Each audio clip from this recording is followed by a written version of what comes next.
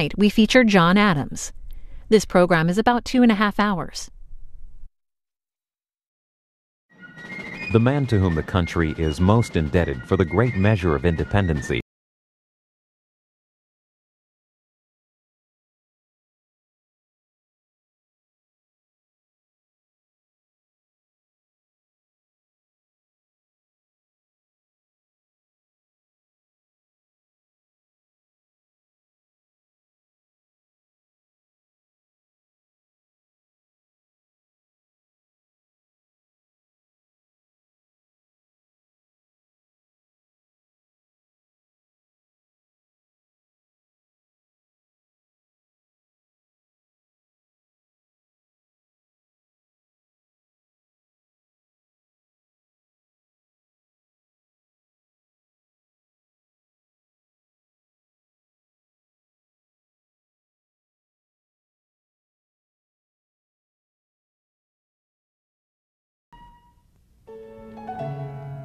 John Adams could be loud, overbearing, and conceited, but he was also a brilliant statesman whose iron will kept the sometimes fickle and timid Continental Congress steadily on the path to independence. He was the nation's second president, serving one term from 1797 to 1801. He was the first chief executive to live in the White House, or President's House, as it was then called. But the residence, as Adams knew it, was unfurnished, bare-walled, and chilly in the winter months. He was a Unitarian who walked daily for exercise, used tobacco, and liked to fish. He was also an avid reader, often marking up the margins of his books with choice critical comments. He grew up the eldest of 3 boys in the countryside of eastern Massachusetts. He was a Harvard-educated lawyer by the time he began courting his third cousin, Abigail Smith. 9 years his junior, Abigail was a shy young woman of 17, in frail health, and like her new suitor, fascinated with the world of books. At this time, he was a stocky young man approaching 30, about 5'6", with blue eyes and brown hair that he covered with a powdered wig. Though his humble country origins rankled the sensibilities of his future mother-in-law, John Adams wed Abigail Smith in October of 1764. They had 5 children and were married 54 years. In letters, they called each other dearest friend. He was a discontented vice president under George Washington, calling the post, quote, the most insignificant office that ever the invention of man contrived. Though in fits of pique he sometimes referred to the deeply revered Washington as Old Muttonhead, Adams thought the president should officially be addressed as His Highness, an idea that provoked much ridicule. Critics soon started calling the slightly overweight Adams his rotundity. He was 61 when he became president. His proudest achievement was keeping the nation out of war with France, but in part because most people supported such a conflict, his unpopularity persisted, and Thomas Jefferson, his vice president, soundly defeated him in the election of 1800. Adams left town at dawn on March 4, 1801, skipping his successor's inaugural, and returned to Massachusetts.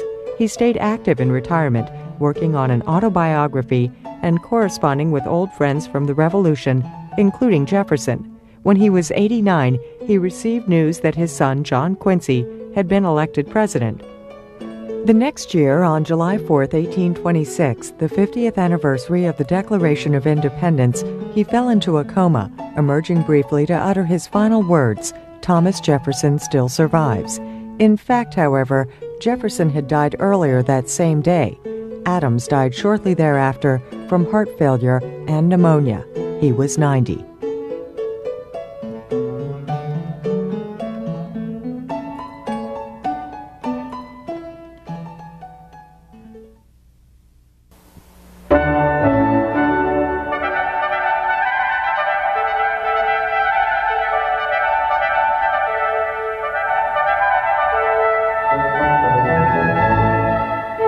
Welcome to the second in our 41 programs on the American presidents. You're looking at the Adams Mansion, part of the Adams National Historic Park in Quincy, Massachusetts, just 8 miles south of Boston. We're going to learn more about John Adams as a person and his wife Abigail and the family and the stories by seeing the family home here in Quincy, Massachusetts, as well as the birthplaces and the grave sites and the original writings. That's a portrait of John Adams in the dining room here at the Adams household. And our cameras are also outside where you can see the home, and to the left of the home in the back, a library built by Charles Francis Adams in 1870 called the Stone Library. Our cameras are headquartered in that Stone Library, and we're going to be here for the next 2.5 hours. Our guests are going to include in this 2.5 hours David McCullough, author and historian. Talk about the Adams Mansion, the birthplaces, the letters of John and Abigail. Also, John Stanwich. He's a supervisory park ranger with the Adams National Historic Park. And also joining us later will be Abigail Brown, one of the Adams descendants. David McCullough, here in the library with us. What drew you to John Adams? Well, I was initially fascinated by the idea that these two extraordinary men, Jefferson and Adams, who were the driving forces really at Philadelphia in 1776 and the creation of the Declaration of Independence, became friends and then rivals and then enemies and then friends again, and then, as many of us know, died on the same day, and not just any old day, but on the 4th of July. 50 years to the day, 1826. And I thought that I would do a dual biography, in effect, and give them more or less equal time, how these crisscrossing lives intertwining, and then, of course, exiting at the same moment. And I was concerned at first that that as a writer, as someone trying to tell the story, I would be faced always with the problem of Jefferson upstaging Adams with the aura of Jefferson. And a friend of mine, Richard Ketchum, a very good biographer, said, "That's going to be the least of your worries." And once I got underway, I realized it was quite the reverse. That the man that I was drawn most to as a subject, the figure that is the most compelling story, was John Adams. Because he's an entirely human being. He's the only one of the founders who spilled out, told his whole story on paper. His own feelings, his own worries, his own opinions, and he had opinions on everything. He's a very great subject. He's a great man. He's a great American. Not perfect. He made mistakes. He had flaws. And he gave us one of the great families in American history. And I think you feel that here, particularly in this library, which isn't just a president's library. This is, maybe you might even call this the first presidential library, because this is the library of two presidents, John Adams and John Quincy Adams, but it's also the library of 4 generations of Adams family members, many of them extremely distinguished Americans, who've all lived here in the so-called old house next door and as part of this world, the world of books, of ideas, of generations, one after another. The sense of continuity, a very rare devotion to place that's not been the common denominator in American life. We're great movers on. The Adams didn't move on from this place. This is where they were.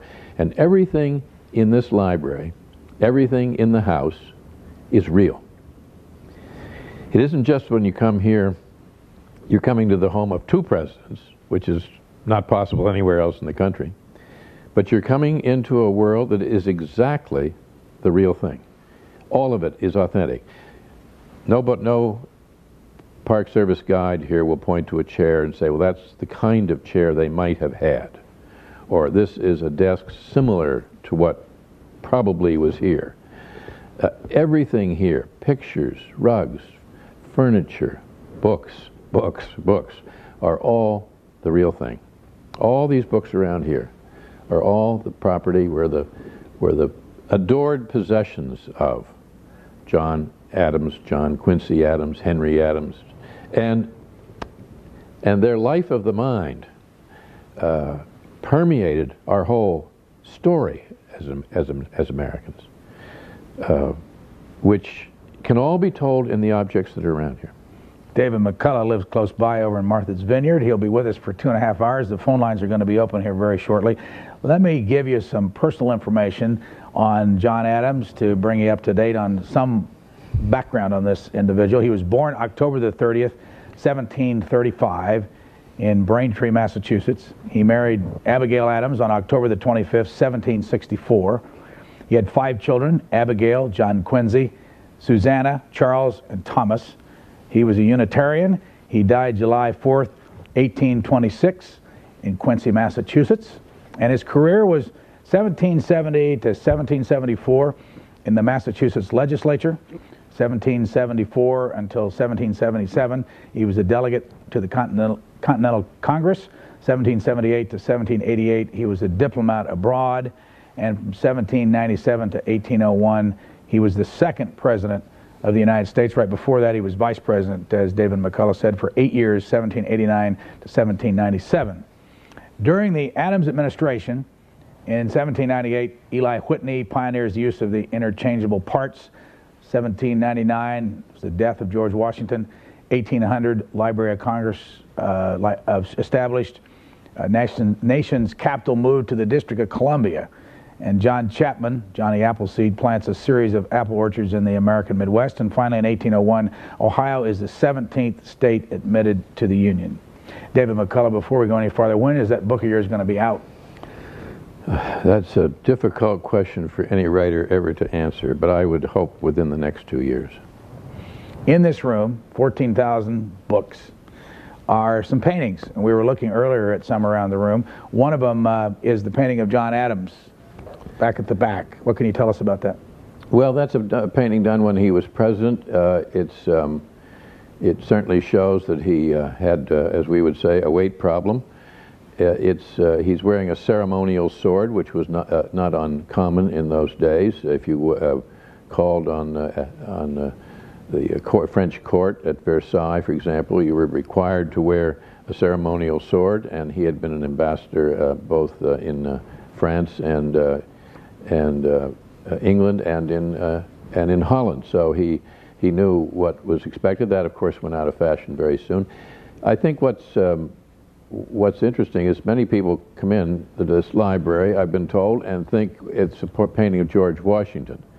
Now, everybody who wore a wig then, as so many did, looked somewhat like George Washington because of that. But I think also either the artist or Mr. Adams or both thought it would be a good idea to look like George Washington. After all, he was filling the shoes of a man who was very nearly a god to Americans, who could have been king had he chosen. And to follow in the footsteps of George Washington was not an easy task. It would not have been an easy role for anybody. How tall was he? He was about 5'7", which was not short by the standards of the day, but it was short when compared to the two men that he came between, Jefferson and George Washington. What was Abigail Adams like? Brian. Abigail Adams is one of the most extraordinary of all Americans. She could hold her own with anybody in her own time and since. She was spirited, strong, idealistic, a force. Intellectually, she was at the forefront. She never went to school. She was too ill, and women very often weren't sent to school then. So she had no college education. She was a wonderful writer. She was a great reader, and she was in every way her partner, her husband's equal. And she was respected by all the men of her time that her husband worked with and knew.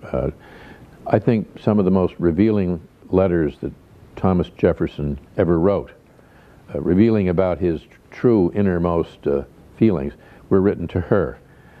Benjamin Rush, the great Philadelphia physician and signer of the Declaration of Independence, wrote to her and she to him. And the letters between John and Abigail Adams are some of the most marvelous letters in our American literature, and I call them literature. And they number in the hundreds, in the thousands, because they were separated for more than 10 years.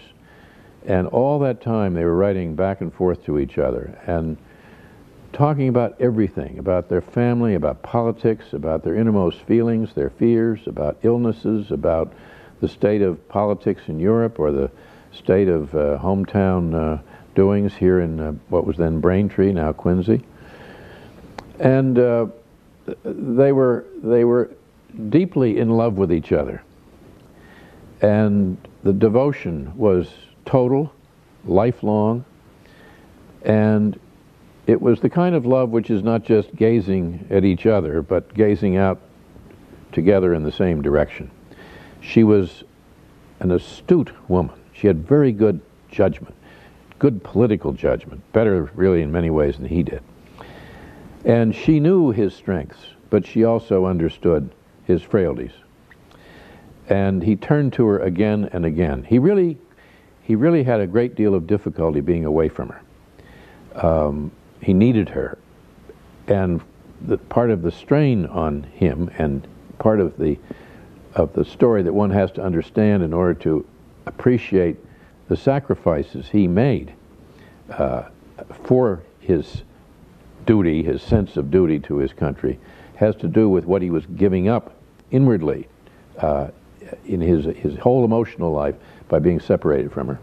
David McCullough, our guest, and we are at the Adams Historical Site. And by the way, those of you who are watching this live, the site is not opened until April. So those of you who want to run out today, it's going to be closed. There's a lot of wind in this area anyway today and rain. It's a strange March day here in... I think also that we're not seeing it today in bloom, so to speak. This garden that surrounds the library, and what is a lovelier image than a library in a garden? This library in the garden in the summertime is glorious. You can see some videotape here from last summer. And one of the, I know almost all the presidential sites, the homes of our presidents, and the feeling one has in visiting them. But there's nothing like this place because of this sense of generations and continuity. And the library, the stone library, which of course was built well after John Adams, the first president, was gone. And it's important too to understand that many people think of the Adams family and they rightfully think of this prominent, probably well-to-do, Harvard-educated, old New England family, aristocracy, New England blue bloods. Well, John Adams, the president, second president of the United States, the signer of the Declaration of Independence, was a farmer's son. He was a simple farmer's son who went to Harvard on a scholarship, who went to Harvard when Harvard had all of 7 people on the faculty, and the total enrollment was maybe 100 students. Little, small. This was a tiny little country town outside of Boston, and Boston had a population of maybe 15,000 people. It's all on a very small scale. John Adams, like all New Englanders, grew up knowing that life was a battle. Survival in this climate was a battle. We have our cameras in the panel room right inside the door when you come here, and you can see in there I believe, if we can show that now, please. Thank you. That tea set over there on the table is something that is authentic. Are you aware of this room? Yes, that's Louisa Catherine Adams, John Quincy Adams' wife, brought that back. But if you move the camera over to the settee, which is in the room, this is the room paneled in Santo Domingo mahogany by the previous owner. This house, by the way, what they call the old house, is older than Mount Vernon. This house dates back to 1731. But I must stress that this is not the house that John Adams grew up in. This is not the house that John Adams lived in when he was riding off to Philadelphia. That was the other house, and the house in which John Quincy Adams was born in is another house which we'll be seeing shortly. This house they purchased, the Adams couple, Abigail and John Adams, purchased when they were in England, and when they returned from being ambassador to the court of St. James in 1788. And they moved into something larger than what they had before, but it was only half the size it is now. The house had been added on to by Abigail, and then added on to later. It's very interesting. Both Jefferson and Adams returned from being our first ambassadors to Europe, Jefferson to France and Adams to Great Britain, and doubled the sizes of their houses. They had gotten accustomed to living in those immense houses of Paris and London. Let's look at that settee while you're talking about that, because you mentioned it earlier. They're in that same room. All right.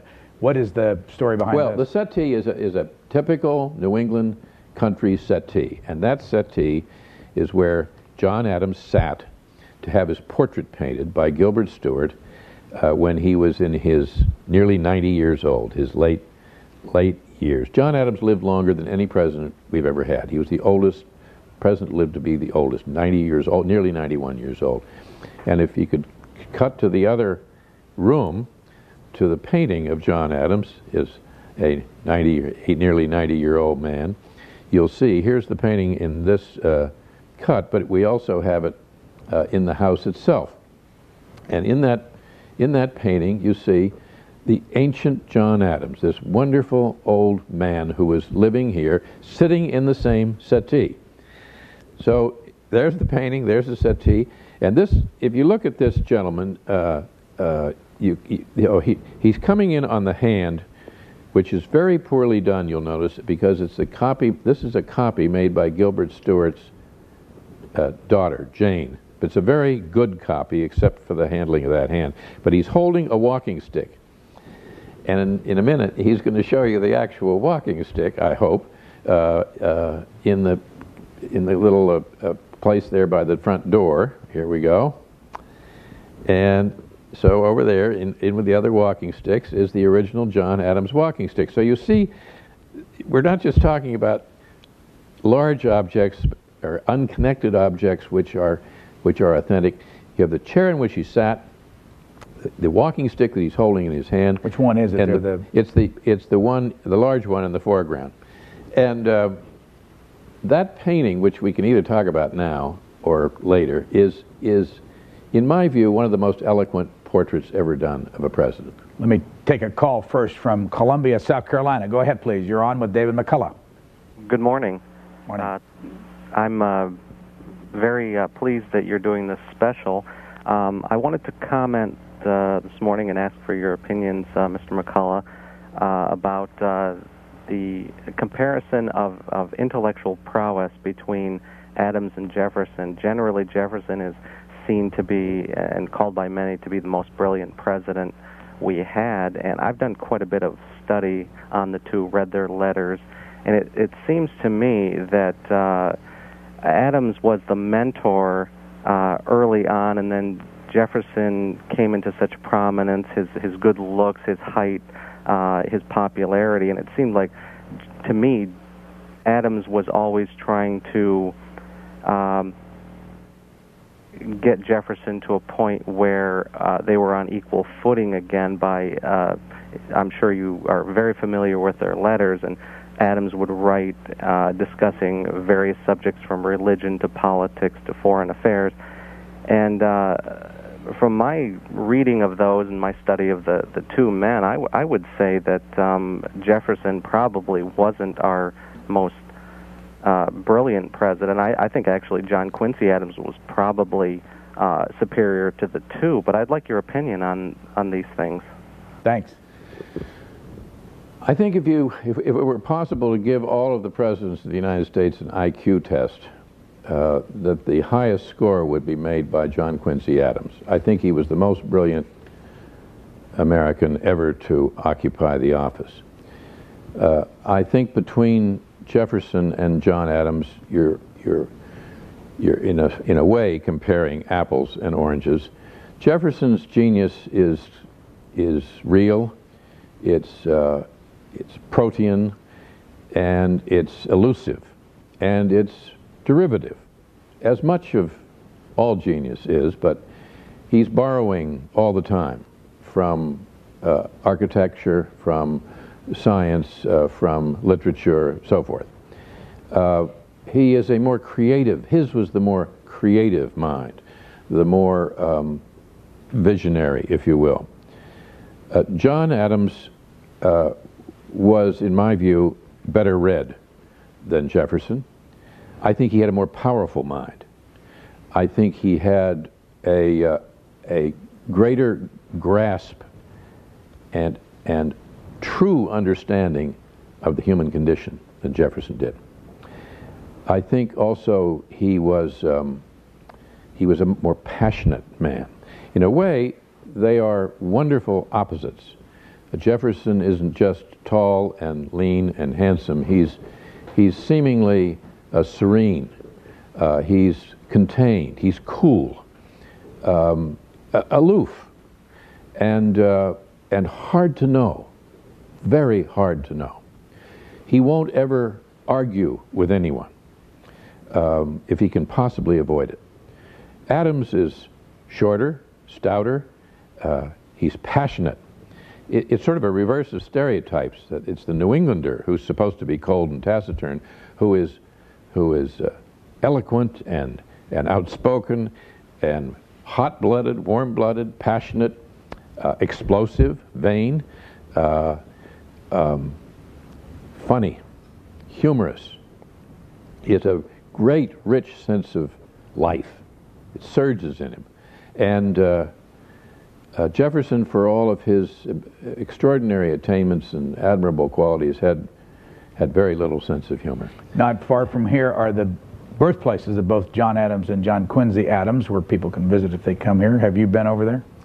Oh, yes, and they are, to me, they are eloquent statements because they're so small, so humble in their way.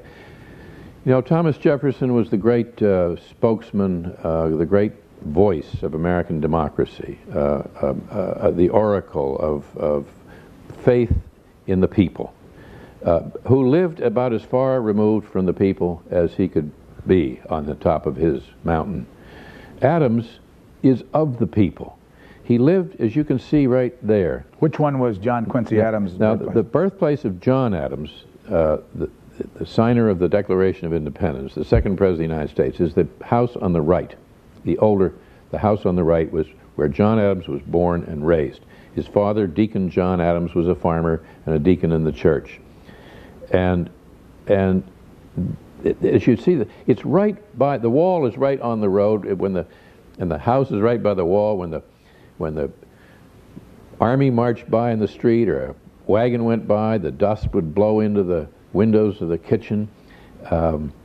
These were people who lived among the people. And Adams is the person who, in effect, says, you got to watch out for the common man. I know, I'm one of them.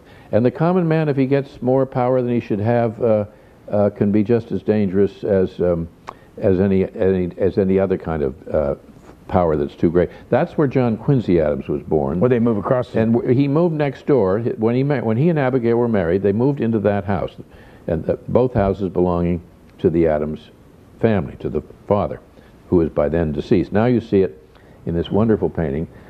John Adams, the second president, was born in the house to the right, and John Adams, when he married Abigail Adams, moved into the house on the left, and John Quincy Adams and their other children were born in that house.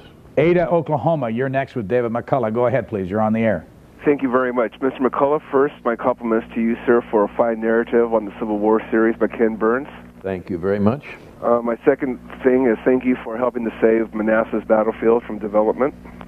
And I'd like to ask an observation and a question. I read in the book Liberty by Thomas Fleming that after the war, Thomas Jefferson and John Adams went to England to receive court by George III.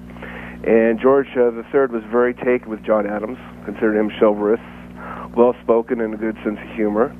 And on the other hand, George III snubbed Thomas Jefferson, I guess because he did author the Declaration of Independence. And I found it interesting to notice that right after the war, John Adams would go to England to receive court with George III. My question for you, sir, is what was the relationship between the early presidents and England after the war and before the War of 1812? Because not much is mentioned in this historical aspect. And I look forward to your comments, and thank you for this fine series. John Adams and the King got on quite well, just as you said. It was always in a court situation, generally formal. The first presentation of the new ambassador to the Court of St. James, the new American ambassador, was one of the great scenes, one of the great moments, in my view, in the history of our country. And both of these men, who were about the same age, and in many ways quite similar, found it a very stirring, moving moment. Found it difficult to speak. Former enemies greeting each other, and the King, of course, greeting the ambassador to the new independent United States of America. When Jefferson came to England after John Adams became ambassador to the Court of St. James, John Adams arranged for Jefferson to meet the King. Now, it's come down that the King snubbed Jefferson. It's almost certain that that never happened. Jefferson wrote later that the King treated him rudely, but he wrote this long after the fact, as an older man, as an old man. And he didn't like the British, and he was sure the King didn't like him, and it appears, colored this scene a little more strongly than he should have. And John Adams' grandson, in writing a biography of his grandfather, said that the King had snubbed Jefferson. Well, if the King had snubbed Jefferson, John Adams, would have hit the ceiling. He would have hit the ceiling in fact, or he would have written about it at length in his journals or his private correspondence. There is no indication in anything that anybody wrote at the time, any witnesses to this scene, and there are many people there, nothing in the paper, so it probably didn't happen. However, the overall relations with Great Britain after the Revolutionary War were cool and remain cool. The British were not about to do much to help this new United States of America succeed, and trade relations were the real issue, and the British were in no great hurry to equalize or to make possible a thriving economy here. So that this country, our new country, was in those first days, those first years, poor, powerless, without clear-cut notion of what was going to happen or what kind of government was eventually going to evolve. It was a very uncertain, very dangerous time, and it's fortunate that it came out the way it did. David McCullough is with us in the Stone Library, which was built in 1870 by Charles Francis Adams here on the Adams property in Quincy, Massachusetts. This is the second of 41 stops for us, looking at 41 men who were President of the United States. We have a call from Buffalo, New York, but before I ask the Buffalo caller what they want to ask you, John Quincy Adams was his son. Who was famous that was a son of John Quincy Adams? Charles Francis Adams. And Charles Francis Adams was our ambassador to Great Britain during the Civil War and performed an immensely important service, among other things, keeping Britain out of the war during the Civil War. Was he ever elected to Congress? I think he was, yes. What about his son? Another Charles Francis Adams. But they had several sons. But the sort of the historic figures, another Charles Francis, and a Henry Adams. Henry Adams, of course, maybe the greatest historian we've ever had. And Brooks Adams comes from what? Yeah, same, this son of? Great-grandson, yeah. Let's take a call from Buffalo, New York. Go ahead, please. Yes, Brian, you've outdone yourself again. Thank you. I'm enjoying the series very, very much. I'm curious on the relationship between John Adams and George Washington prior to George Washington's presidency, and how they became, friends, and obviously they had to be to go through what they had gone through, and that's my curiosity. Thanks. John Adams did a great deal beyond being President of the United States. And in some ways, his presidency might not even be the most important part of his contribution to history and to the country.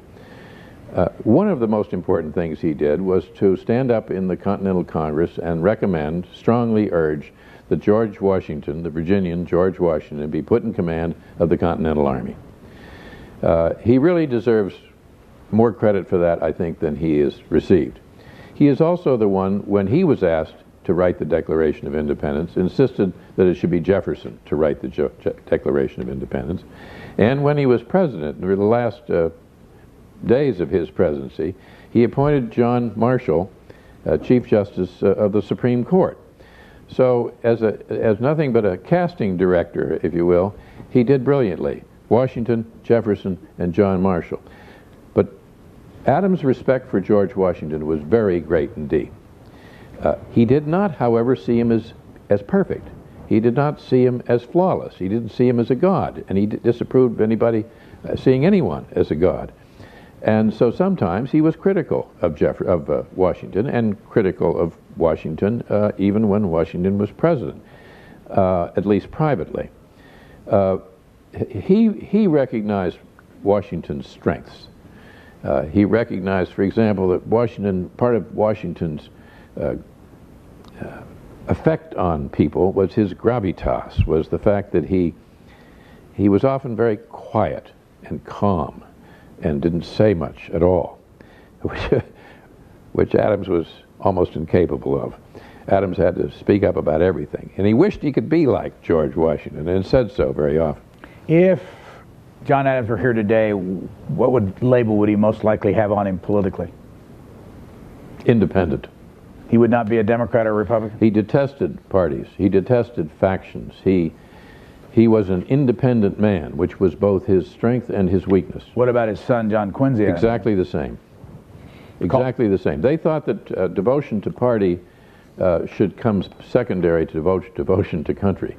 And they saw too many people doing things for their political advantage or their party advantage that were not in the best interests of the country, in their opinion. But that makes it difficult for them to work with coalitions and parties, because they're going to speak their mind no matter what.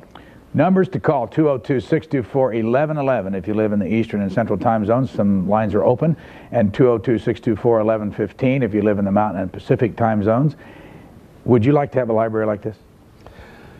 I would give anything to have a library like this. I used to think, until I came in here, I wanted to have Henry Higgins' library in My Fair Lady, with one of those little stairways that you would go up to the balcony. But this, I think, is one of the most wonderful spaces in America. The scale of it's so beautiful, and of course the books around the walls are all, each one is a treasure. There's one book here that's about that big. It's in Latin, and John Adams wrote in the flyleaf to his grandson, I believe it was, "I give you this book, which is worth more than a gold watch studded with diamonds." And that's the way he felt, that the real treasures of life, the real value was in what's in the pages of these books. Those founders all believed to their boots that whether or not this trial, this experiment of democracy, of a republic, was going to work depended on the education of the people. And right over here, in the corner, over here, if we could turn to that marvelous little desk, that simple wooden pine desk, is one of the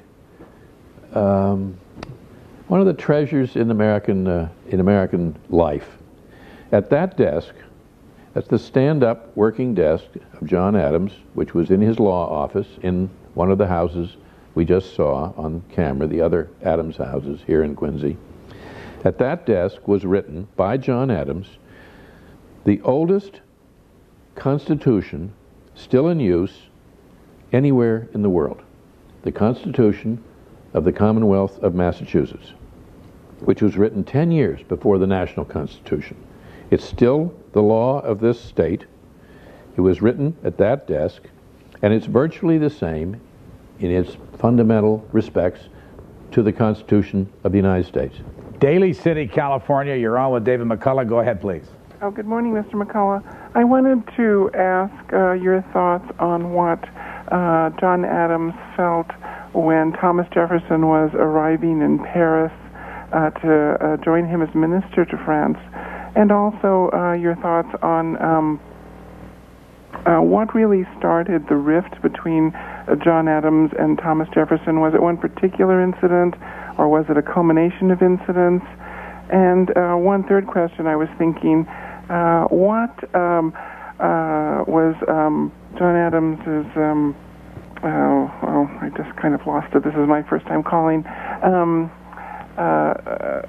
John Adams, in my readings, I discovered that he tried to take a responsibility for the writing of the Declaration of Independence. And can you comment on that, please? Thank you very much. Well, he never tried to take responsibility for the writing of the Declaration of Independence. What he did, and why he is so important, is he drove the Declaration of Independence through the Congress, got the Congress to vote for independence at a time when that was by no means going a certain outcome. And he got them to do it when they did it.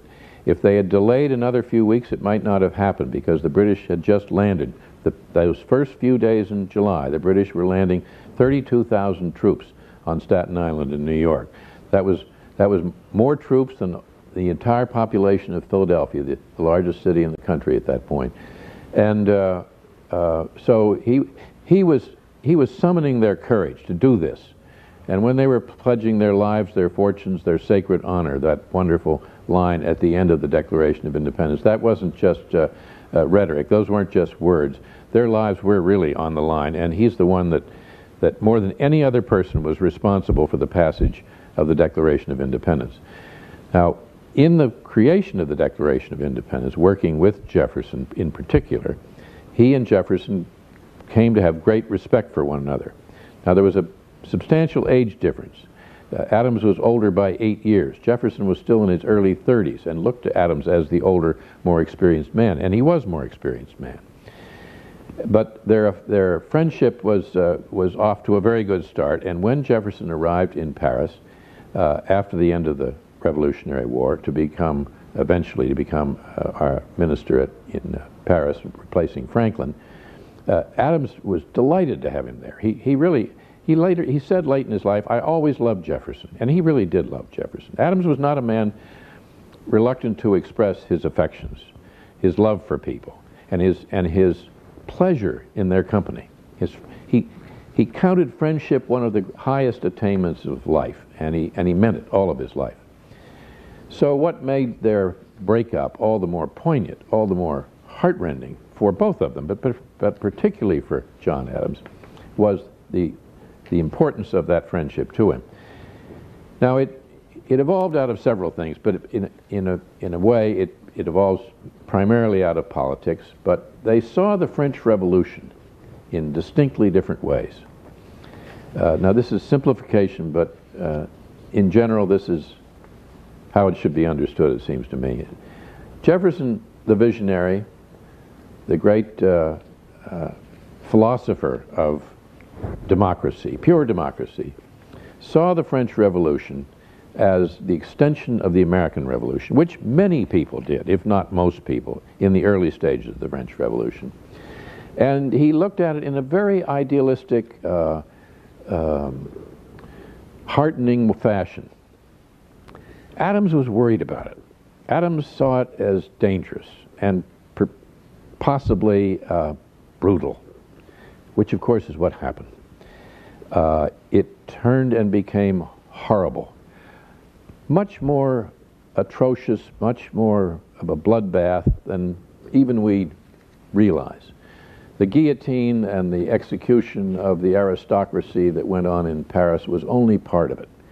What was even more atrocious were the horrible atrocities committed in the provinces. Now, Adams and Jefferson knew many of those people, and Jefferson, in a way, it was too terrible for him to accept at first, and that bothered Adams a lot. and it bothered Abigail a great deal. They also had differences in politics in this country after they had returned and become involved with the new George Washington administration. But even then, somehow or other, the friendship survived. Crucial to all of it was that the press in that time was often supported financially by the two political parties. And Adams knew that the Republicans, as the Democrats were then known, were paying and supporting the press that was attacking him savagely. And in fact, Jefferson had loaned money, or actually given money, it's not altogether clear, to one of the most hostile of these writers, political writers, a man named Callender. And when Abigail found that out, that Jefferson was perhaps behind this attack artist, that was something that just broke her heart, and she never really got over. She was a lot longer in forgiving Jefferson than her husband was. But the wonderful thing is that after they finished politics, after they had each retired to his respective home at Monticello and here in Quincy, these two great men, these two great former friends, had a reconciliation through their mutual friend Benjamin Rush, the Philadelphia physician, and then commenced in 1812 one of the great exchanges of letters, some of the greatest correspondence in all of American literature, which went on until their deaths in 1826. We'll talk some more about that and look at the desk where some of those letters are written before this program's over. Evansville, Indiana, thanks for waiting. We'll go to John Stanwich right after this. Go ahead, Evansville. Yes, I noticed that you said that John Adams was a Unitarian. I used to live in the D.C. area, and I would visit both Monticello and Mount Vernon. I've actually attended church in the Episcopalian church that George Washington attended in Alexandria, and it makes me think about the civic morality, the standards of civic morality that existed in all of those coastal cities at that time, and where we've come from there. And basically what I'd like to know is, do you think there is a culture war taking place in this country? And if so, where would these men have fallen down on it? On which side would they have fallen down in the culture wars regarding the denigration of cultural standards that we see all over the place in this country? Thanks, Evansville. David McCullough. Well, without even suggesting that I'm defending what's happening in large parts of our way of life and our culture, the country has always been going to the dogs. It was then, and it was year after year in the eyes of many people ever since, right up to the present day. I think it's very important to understand the immense difference between the 18th century and our present day. It was a different time. It was a different world, a different culture, and we're all influenced by the ecology, if you will, of the culture we live in. Public virtue, one's duty as a citizen, one's behavior in society by moral law, ethical tradition, was a deeply felt it permeated everything. The church is right up the street here. The town meetings were held in the church. We talk about separation of church and state, which of course is one of Jefferson's greatest accomplishments and must never, ever be forgotten. But church and state were never divided in the minds or the hearts, or if you will, the souls of those people. And John Adams is a superb example of that. John Adams was a deeply religious man. He was, but he wasn't a pious man of the kind that sort of wears his piety on his lapel. He believed that the essence of life were to be found in the Ten Commandments and the Sermon on the Mount. He believed in a God. He believed in life after death. He believed in doing unto others as one would do unto one's self. He believed in forgiveness and mercy.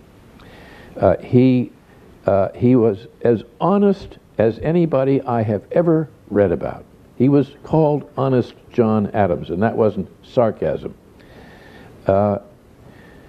This is probably as good a place as any to talk about the famous letter that he wrote to Abigail when he first went into the White House. He was the first president to occupy the White House. And he arrived at the White House in the autumn of 1801. Presidency, the capital had been in Philadelphia. And he got there, and the place was unfinished. Only half the rooms had been finished. There was wet plaster everywhere. It smelled of wet plaster and wet paint. And there were some workmen around, and the architects were in the building. They knew the president was coming sometime or other. And they looked out the window, and there he was, arriving in a coach with one servant following on a horse. And he came in. He had a supper in the house. The stairways hadn't been finished. There was just one curving service stairway, narrow service stairway that went up to the living quarters. He climbed the stairs that night with a candle and went to bed. And the next morning he came down and wrote a letter to Abigail in which he said that, "Let us pray that none but wise and honest men will ever rule here." And that line has been carved into the mantelpiece of the state dining room at the White House. It was put there by Franklin Roosevelt. And when Harry Truman was president, the White House had to be redone, and he made certain that that line stayed cut into the marble of the fireplace. And there it is today, right beneath, I think very appropriately, the great Healy portrait of Abraham Lincoln. On the porch at the Adams home here in Quincy, Massachusetts, is John Stanwich, who is a supervisory park ranger. Good morning, Mr. Stanwich. Good morning, Brian. Is it cold out there this morning? It looks like it's a bit windy. Not as cold as it is windy and rainy out here. Tell us about this house. Well, first I'd like to welcome not only you, Brian, but David and all your C-SPAN viewers here. Right now I'm standing in front of what we call today the Old House. Some folks refer to as the Adams Mansion, and John Adams referred to as Peacefield. It was the home to 4 generations of the Adams family. John Adams moved in with Abigail in 1788. After John Adams lived here, his son John Quincy and his wife Louisa Catherine lived here. After them, their son Charles Francis Adams would reside here. And then finally, the home would be in the care of Brooks Adams, who decided to, when he died, leave this home to a group of his nephews and nieces to take care of and to show to the public, to instill civic virtue and patriotism in future generations. How many people John Stanwich visit here every year? Last year we had 65,000 people who came to witness the Adams family story here at the Adams National Historical Park. And usually we have at least that many people who come here on an annual basis to not only view this home, but also to the 2 birthplace homes of the presidents. John Adams' birthplace home is about a mile south of where I'm standing right now. And right next to it is the birthplace home of his son, President John Quincy Adams. And it's the only place in America where you can so conveniently visit 2 presidential birthplace homes.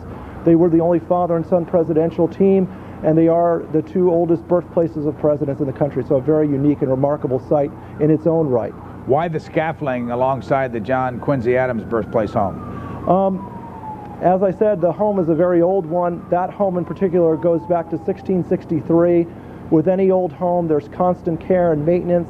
The National Park Service, who is entrusted with preserving and protecting and interpreting that structure, maintains a constant vigilance over the structure and makes sure that it stays in fine condition so that visitors can experience it. And so it's a constant and ongoing project to make sure that it remains the way that the Adams left it to the American people. Stay where you are. I want to grab a call from Houston, Texas. Go ahead, Houston. You're on the air. What would you like to talk about?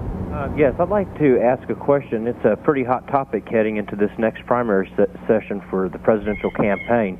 But we have a candidate like Pat Buchanan that's exclusively talking about world government and independence.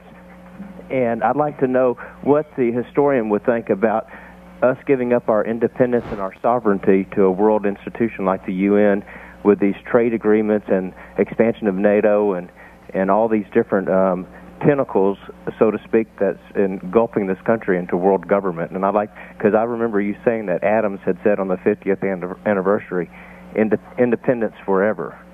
And I'd like to get the historian's viewpoint about that. Thanks for the call. Loaded question for you there, Mr. McCall? Oh, sure. I think there's very little chance that we will ever give up our independence. And we do live in a smaller, more complicated, and more dangerous world in many ways than it was then. But it's a great mistake to think that somehow or other, in times past, life was simpler, or that politics was simpler, or that international relations were simpler. They were different, not simpler. And if we have people who are concerned that maybe we're giving up some of our independence, we've always had that concern. We've always been afraid of dangerous, entangling alliances. This is an old theme in American life, and always will be. We're at the Adams Historical Park in Quincy, Massachusetts. John Stanwich, how far are we from Boston, and how hard is it to get here?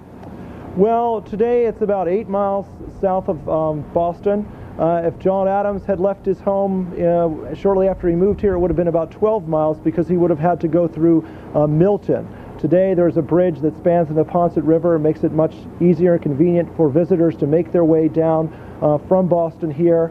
We're located right near most forms of public transportation. An interstate passes not a mile west of us here, and also too, the Metropolitan Boston Transit Authority has a subway line that runs to Quincy Center, where visitors can make it very convenient to come down here to experience the Adams family story. What does it cost to visit? Well, that's the best thing. It's $2 this year to visit the Adams family, the Adams National Historical Park. That allows visitors to board a trolley bus at our visitor center and travel down to the two birthplace homes to hear about John Adams' young life there at the home that he said formed his character and his ideas. And then shortly after visiting that birthplace home of John Adams, walk right next door to hear about the Adams family story during the time of the American Revolution, of Abigail penning her famous correspondence from that home, of John Adams coming back during the war to draft the Massachusetts Constitution. And then they can board the trolley bus after hearing that up to this location, the Adams family mansion, to hear about 4 generations of a family who gave their lives to public service. And all the original artifacts are inside to help National Park Rangers interpret the story, to really make this story so relevant to. How many people work for the Adams Historical Park from the National Park Service? Today, approximately 30 National Park Service employees man the staff of Adams National Historical Park. A good portion of those are seasonal employees who come here during our season, which is April 19th and November 10th, to provide visitor services and interpretation of the historic resources. And where are you from originally? I'm actually from the Commonwealth of Virginia, so I hope the viewers don't mind hearing Yankee history from a Virginian, but I'll try to be as fair and as honest as John Adams was. How long have you been here? I've been here for 7 years. How much does it cost the taxpayer to maintain this place for a year? Our annual budget is approximately $1.4 million. And that provides not only the care and maintenance and salaries of those employed here, but we also, too, through the National Park Service, also manage a cultural resource center that is located in Boston and that we hope in the very near future to move down here to Quincy so that they can provide us ongoing knowledge and expertise and a knowledge base of the remarkable collection of artifacts that now are inside the home, so people can really get to know more about the public and private lives of this family within this remarkable setting. Thank you, John Stanwich, for joining us, and thanks for having us here. Well, thank you, and I really like to thank all of you for making this so vivid for the viewers and really bearing homage to this wonderful story that we enjoy here. Those of you watching, and if you're noticing some transmission problems, just about the time we went on the air, the fierce storm came through here, which we knew was going to happen. It was calm here overnight, and so you're going to see from time to time maybe some sparklies on your screen. Bloom, I think that weather is very appropriate. This is New England. This is a harsh climate. Certainly can be a harsh, and it can be an unexpected climate. And that New England setting has to be taken into consideration when understanding what kind of people these were. You know, it's very easy to say, oh, they were stiff Puritans and so forth. Well, you know, they weren't really Puritans. My friend Peter Drummey at the Massachusetts Historical Society says even the Puritans weren't Puritans.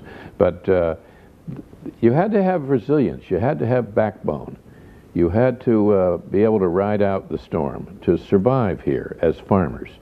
And John, keep in mind that when John Adams was born, when John Adams was growing up, when he rode away to Philadelphia to attend the Congress there, he was the fifth generation. There were four generations before him in this town, before there was ever what we call the United States of America. So he wasn't just John Adams of Braintree as a figure of speech. This was in him. It was part of him. Bloomsburg, Pennsylvania, for David McCullough. Go ahead, please. Dr. McCullough, among my Revolutionary War collection that arrived with the family, I have a ship's gunner's powder flask made for Lieutenant Joseph Adams aboard Brig Lively, 1766. And the Brig Lively I was able to identify.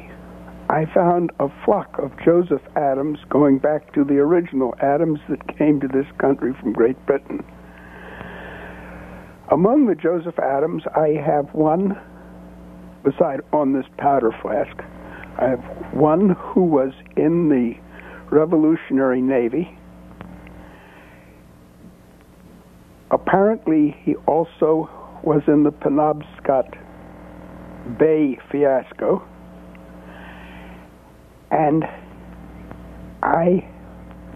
then he disappears. The only Joseph Adams I can find is one that is listed as being provided for by his father because he was blind, but he was also a poet. And my dream has always been to find more about this man who seems to epitomize the Adams family in daring do in the past from their first ancestor who was a ship's captain. Thanks, caller. David McCullough? Well, that's wonderful. How exciting. I have a very strong feeling that if you contact the Massachusetts Historical Society, or better still, come here to the Massachusetts Historical Society, which is one of the great collections in the whole country, you will find your man. You will find a great deal about him. Now, the first Adams to arrive was known as Henry Adams, and he was a farmer and a maltster. The Adamses were mostly all maltsters. They made malt for yeast and for beer. It was what they had done in England, in Somerset County, where they all came from in England. And that Henry Adams, who was the first to arrive in Braintree, had 89 grandchildren. And so you can see there are a lot of Adams. But they left their traces, and they were by and large, of course, people who were unknown to history. John Adams was the first member of his family to leave New England, for example. No Adams had ever been as far away as, unimaginably far away as Philadelphia. Abigail Adams had never been, before she sailed for England, after the Revolutionary War, had never been much farther away than Haverhill, Massachusetts, or Salem from her town here. But they were a resolute group, and it's just extraordinary what they did. I think it would be hard to find an American family that contributed it as much, and who, as we just heard, who devoted so much of their lives to service to the country, and were so able, so talented. You know, you open up John Quincy Adams' diaries, for example, which I know you're going to be seeing when you do him at the Mass Historical Society, and they're that big, and they're every day he was writing down his thoughts, his philosophy, his views on what was happening in the Congress or what was happening in his own life, and they're like beautiful essays with scarcely a word crossed out or a line changed. If he had done nothing else but write that diary, you'd have to say, who was this amazing man? If that had been all he had ever done. Paul Nagel told us when we did the book note show with him that reading the diary on microfilm was 9 miles long, and he had read it all. I don't. John Quincy Adams' desk that he used in Statuary Hall at the Capitol is sitting right over here in this room. Yes. Those of you who have just joined us, this is the second of 41 stops that we're going to make in our series covering the American presidents. We're calling it American Presidents Life Portraits. We're in the Stone Library here at the Adams property in Quincy, Massachusetts. Both John Adams and John Quincy Adams born in this town. And one of the main reasons we do this is for education. We want to make sure that those of you who are teachers and want to get involved in this and want our lesson plans and student guides and all that can call our C-SPAN in the Classroom telephone number. It's there on the screen right now. It's 202-626-4858. And above that is our website address. You can actually enroll in C-SPAN in the Classroom through this website at cspan.org/classroom. 202-626-4858. Material there on the right. Actually, that picture right in the middle is a very young Harry Truman. I'm sure David McCullough has seen that photograph before. Those are a number of presidents on that page there. And that's cspan.org/classroom. Do you know how many copies of Harry Truman, hardback and softback, have now sold that you wrote a couple years ago? No, I don't. It's well over 1 million. I know that. Was that your bestseller? By far. You've had 4 other books besides that one? 5. And tell us about I'm those. writing my 7th book now. The first book you ever wrote was the Johnstown Flood. What year? Well, it was published in 1968. Still in print. I think of what I'm proud of in life, most of all my family, but that all my books are still in print. And the Johnstown Flood was published 31 years ago this month. That was followed by The Great Bridge, about the building of the Brooklyn Bridge. And after that was The Path Between the Seas, about the creation of the Panama Canal. And that was followed by Mornings on Horseback, which is the story of the life of young Theodore Roosevelt. And then I published a collection of shorter essays, pieces, called Brave Companions. And after that came Truman, and now I'm doing John and Abigail Adams. How long a book will this be on John? I don't know. It won't be as long as the Truman book. And why that? Too heavy. You know, when I was writing the Truman book, I was very concerned about how long it was getting, and my editor, Michael Korda, said, don't worry about that. It's a big subject. Make it a big book. So that's what happened. Amy Lassiter is on our phone right now. She's a sophomore at John Adams High School in South Bend, Indiana. Amy Lassiter, are you there? Yes, I am. Hi. Good morning. Good morning to you. Why do you think they named your high school after John Adams? Actually, there's a specific story about that. There was a school board member at the time named Lawrence Harwood, and he apparently studied John Adams. And there's a school very close to Adams called Jefferson, and it's an elementary school right now, but at the time it was a junior high school. And Mr. Harwood suggested that because Jefferson and Adams were rivals and then later friends, it would be appropriate for the high school John Adams. What have you learned in all this business about John Adams as you studied history? Well, I guess the thing that stood out most was that he was really a man ahead of his time. He was really sort of modern. He looked out for the minorities. He looked out for women. He treated his wife as an equal, and he stood up for principle even when it wasn't a popular thing to do. Are you interested in history? Well, yes, it's not my favorite subject, but yeah, I like it a lot. I have a picture here of your high school. Tell us about it in South Bend, Indiana. Oh, wow. Well, it opened first in 1940, and it had a lot of additions on there. And so, well, it's the oldest high school in our school system. We're really proud of it. They tried to close it a while ago, but we have such great school pride, and we're really successful in everything that they couldn't do it. It was really great. How interested do you find your fellow students there at John Adams High School in South Bend interested in history? Well, of course, there are a lot of variations, but I think just about everybody at the school, at least, is interested in learning, and so by extension, everyone likes history. And what year are you? I'm a sophomore.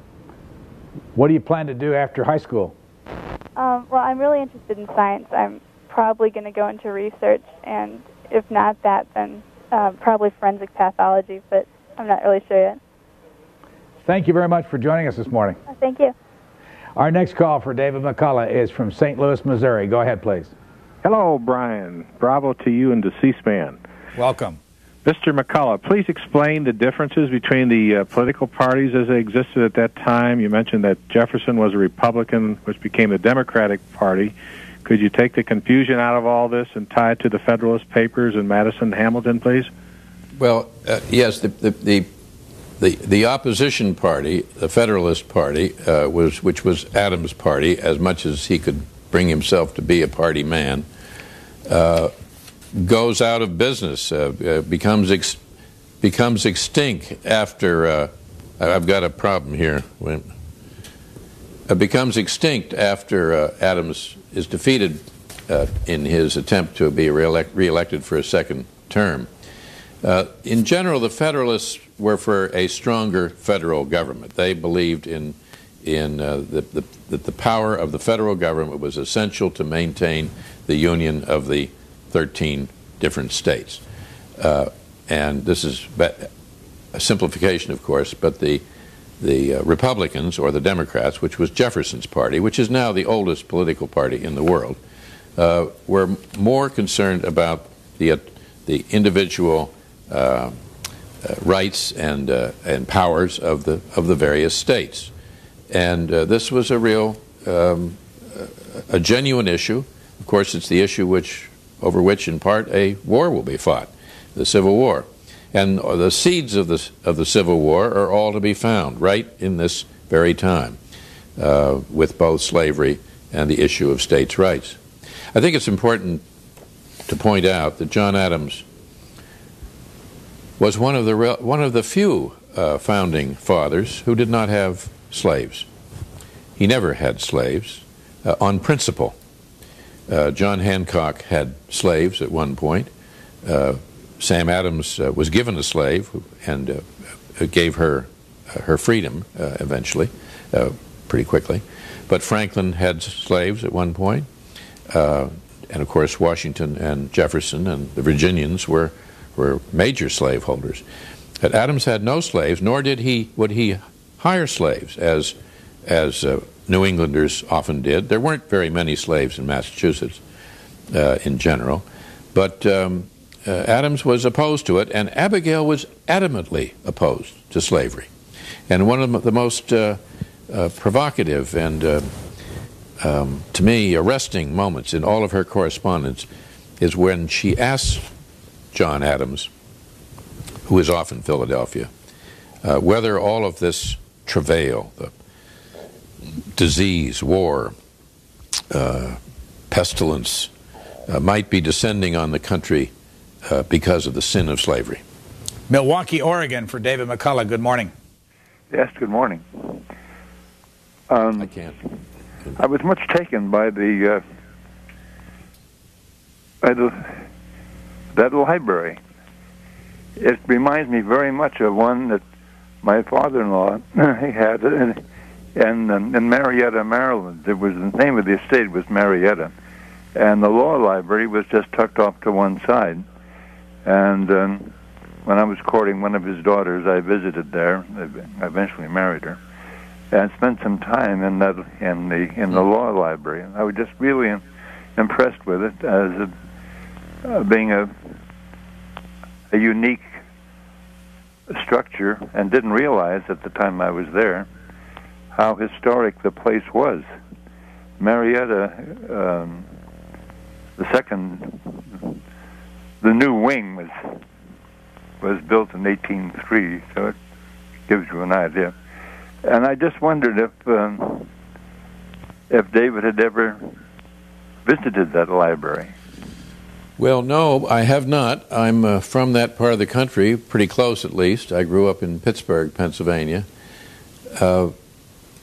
I love libraries, public libraries, private libraries, university libraries. I depend on libraries and librarians for my work. And if you can understand people by what they love, the Adams all loved books. And John Adams, who had very little material interest, he wasn't an acquisitive person. He didn't want fine clothes or a fancy house, or he wasn't much for that, and he never had much money. That's a very important point. You know, George Washington was an extremely wealthy man. Thomas Jefferson lived like a wealthy man, though he was always in debt. Adams was never in debt because, largely because of Abigail, so it would never tolerate any such state of existence. But whatever money he had, he spent on books.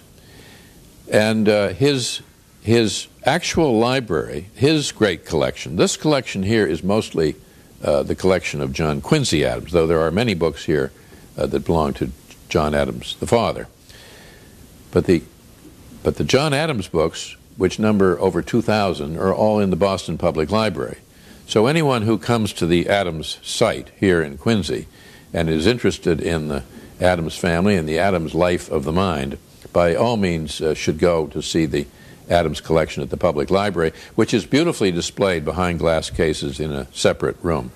You know, when John Quincy Adams came back from living with his family in Paris to enter Harvard as a teenage young man, he landed in New York, and he traveled north to get home to Quincy and to Boston, to Cambridge for college. And he stopped at Yale to visit Yale because he'd never seen it. And he was taken to see the Yale College Library. And he wrote afterward to his father that he was very interested in seeing the Yale Library, but it wasn't anything compared to his father's own library. So the preciousness of books, the idea that books were the most valuable of possessions and ought to be passed on, that you would have a building devoted to books, is really an expression of an attitude toward life. And I think that's one of the feelings that one takes away from a visit to this marvelous place. David McCullough, located here in the Stone Library, built by Charles Francis Adams in 1870. And the telephone numbers, for those of you who want to join us, are 624-1111. That's an area code of 202. And 202-624-1115 for those that live in the Mountain and Pacific time zone. We have a camera in what's called the Long Room, and I know you have a story to tell, David McCullough, about Nabby Smith, who was, I guess, Nabby Adams, and there's a portrait in that room, I believe, of her. Well, that's what we're looking at just then. That was Abigail, a Gilbert Stuart painting of Abigail Adams as First Lady. And one of the great Americans. I would give a great deal to have known her, to just spend an hour talking with her.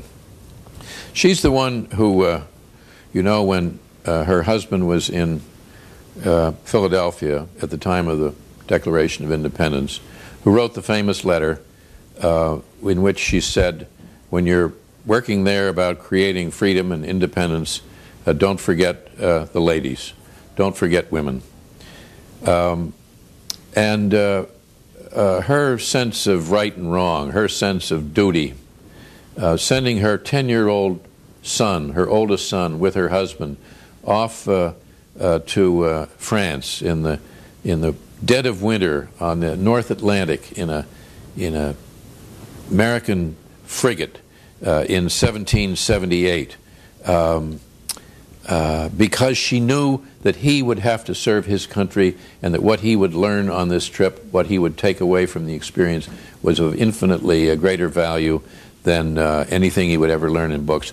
And bucking him up, giving him a speech, as it were, about why he must go and do this. She is really, one can take great heart from reading what she had to say. We'll get your Nabby story in just a moment because we have the portrait in that room. Westerly, Rhode Island, for David McCullough. Go ahead, please. Good morning. My name's Marjorie Adams Cook, and I'm a descendant of one of those many great-grandchildren that you mentioned. I have read all of Mr. McCullough's books. I've kept them all. If I have any Adams traits, it is my love of books. But I have two questions. Number one, that famous letter that you just mentioned by Abigail about the ladies. Is it on display at the Quincy Library or anywhere else? I've read it. I've read many of the letters, and I'd like to see some of them. Let me just ask before you answer. Have you ever been here? No, isn't that silly? I live so nearby, but I work full-time. It's, you know, it's one of those things you always put off. But now that I've seen the program, now I'm really spurred on. What has it meant to you being an Adams descendant? Oh, it's a burden. Because you can never accomplish what they accomplished. But my great-great-grandfather wrote textbooks, wrote school books, and he went to Dartmouth Medical School, and my great-grandfather was the first president of the first officially organized baseball team in this country. So it's a grand heritage, but as Plutarch says, the glory belongs to the ancestors, not ourselves. So I have a question about the letters, and then also about his book on the Panama Canal. Go ahead with that question while we still have you. On the letter. I'd like to know, since I've read all his books. So first of all, I want to know when the Adams book is coming out. I can't wait. But on the book on the Panama Canal, how does he feel now that we are handing it off after all that this country went through to build it and keep it and protect it and pay for it? Thanks, caller. Thank you. On the Panama Canal, I think that the decision to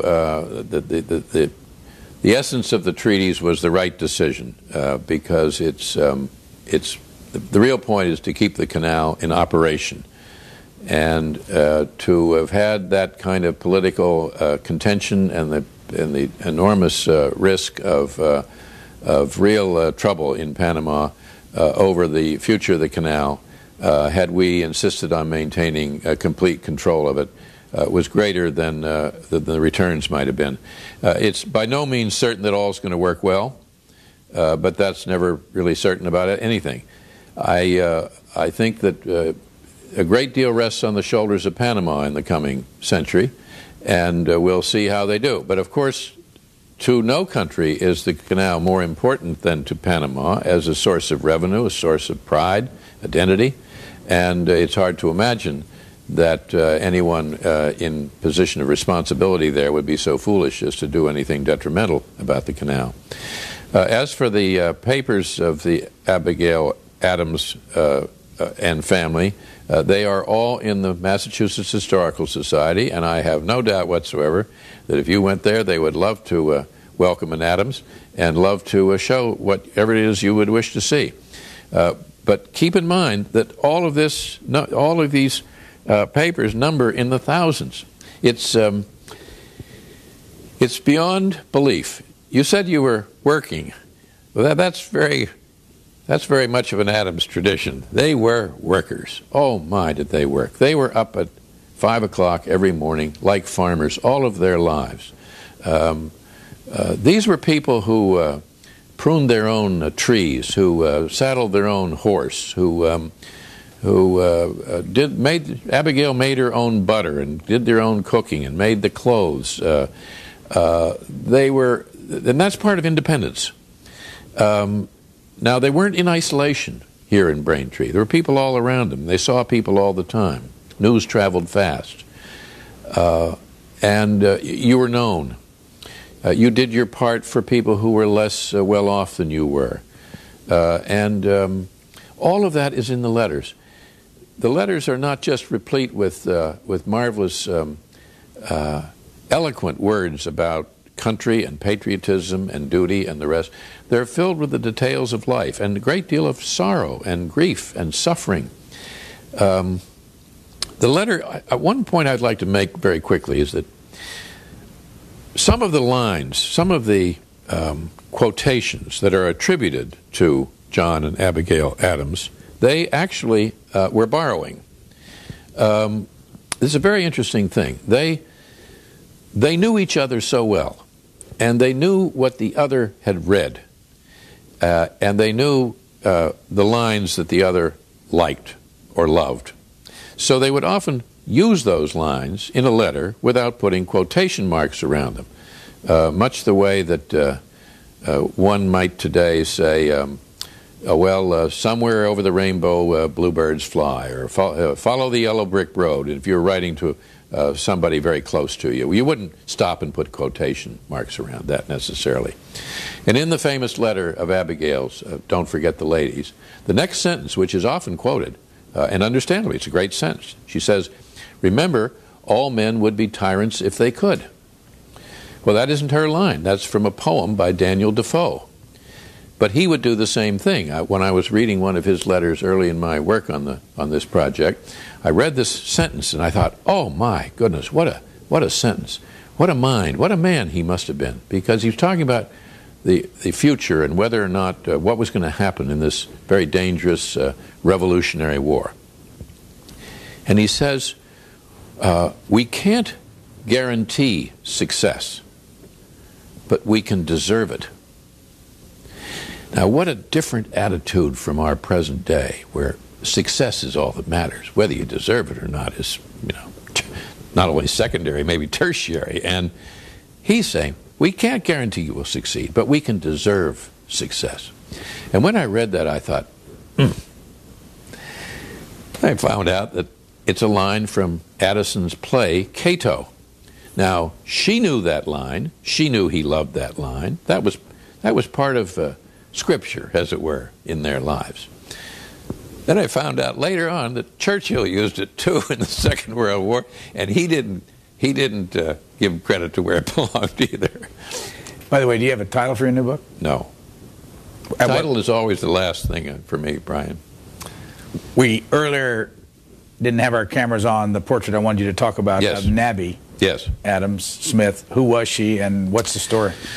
Well, Nabby is a wonderful subject, wonderful story, and a marvelous, marvelous woman who is Abigail's daughter, their only daughter. There was one other daughter. They had 5 children, but only 4 survived. Susanna, who died in childhood, infant mortality. And Nabby was the oldest of the Adams children, and she was Abigail the second, but she was called Nabby.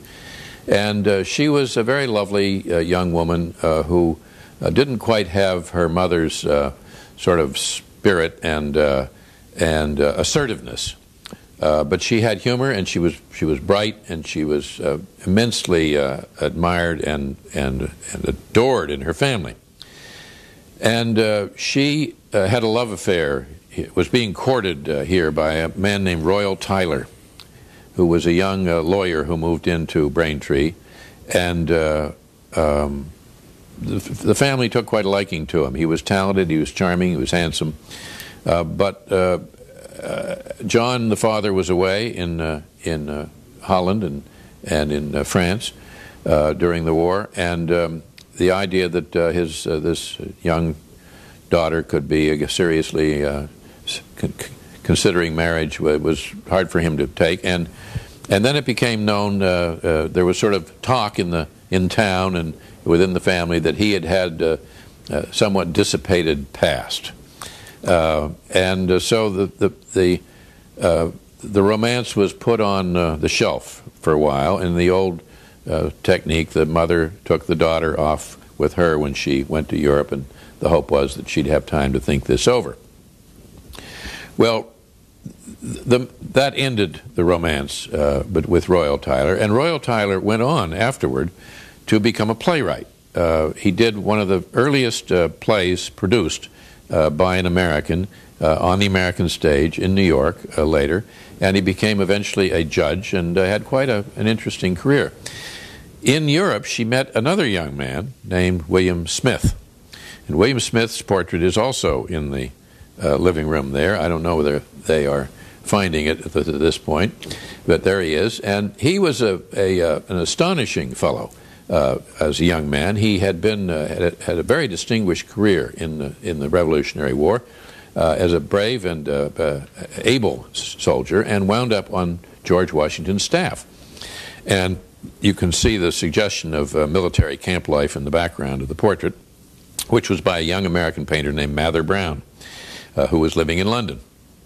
And young Smith was sent over by Congress, chosen by Congress as one of the ablest young men around, to serve as the secretary to the American legation to the Court of St. James in London. So he became John Adams' secretary. And that's when he met Nabby and William Smith and Abigail Adams II, fell in love and got married. But it turned out that he had really a tragic life.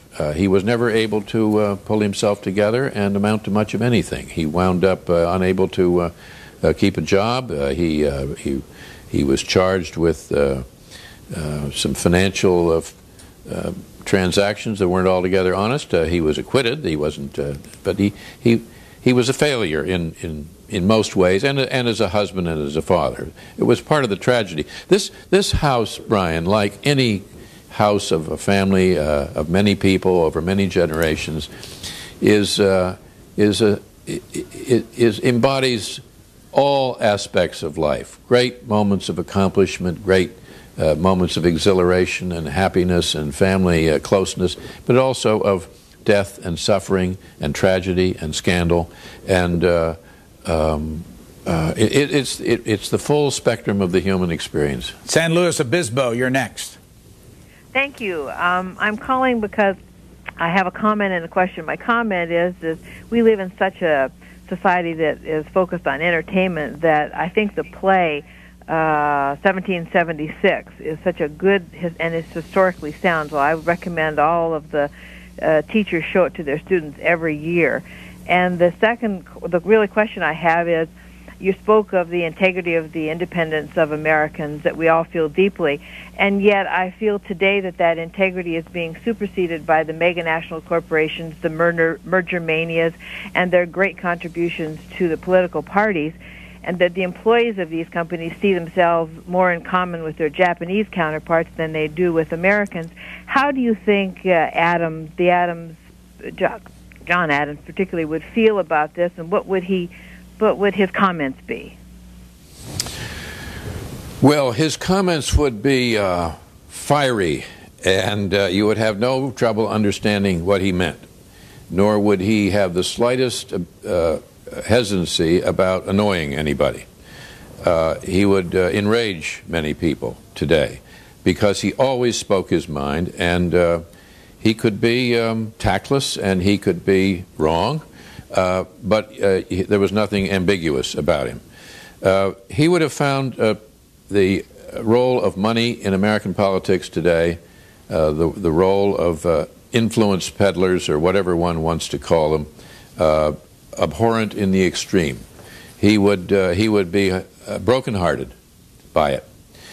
And, of course, much of it would be altogether bewildering to him. And much of it would be very exciting to him.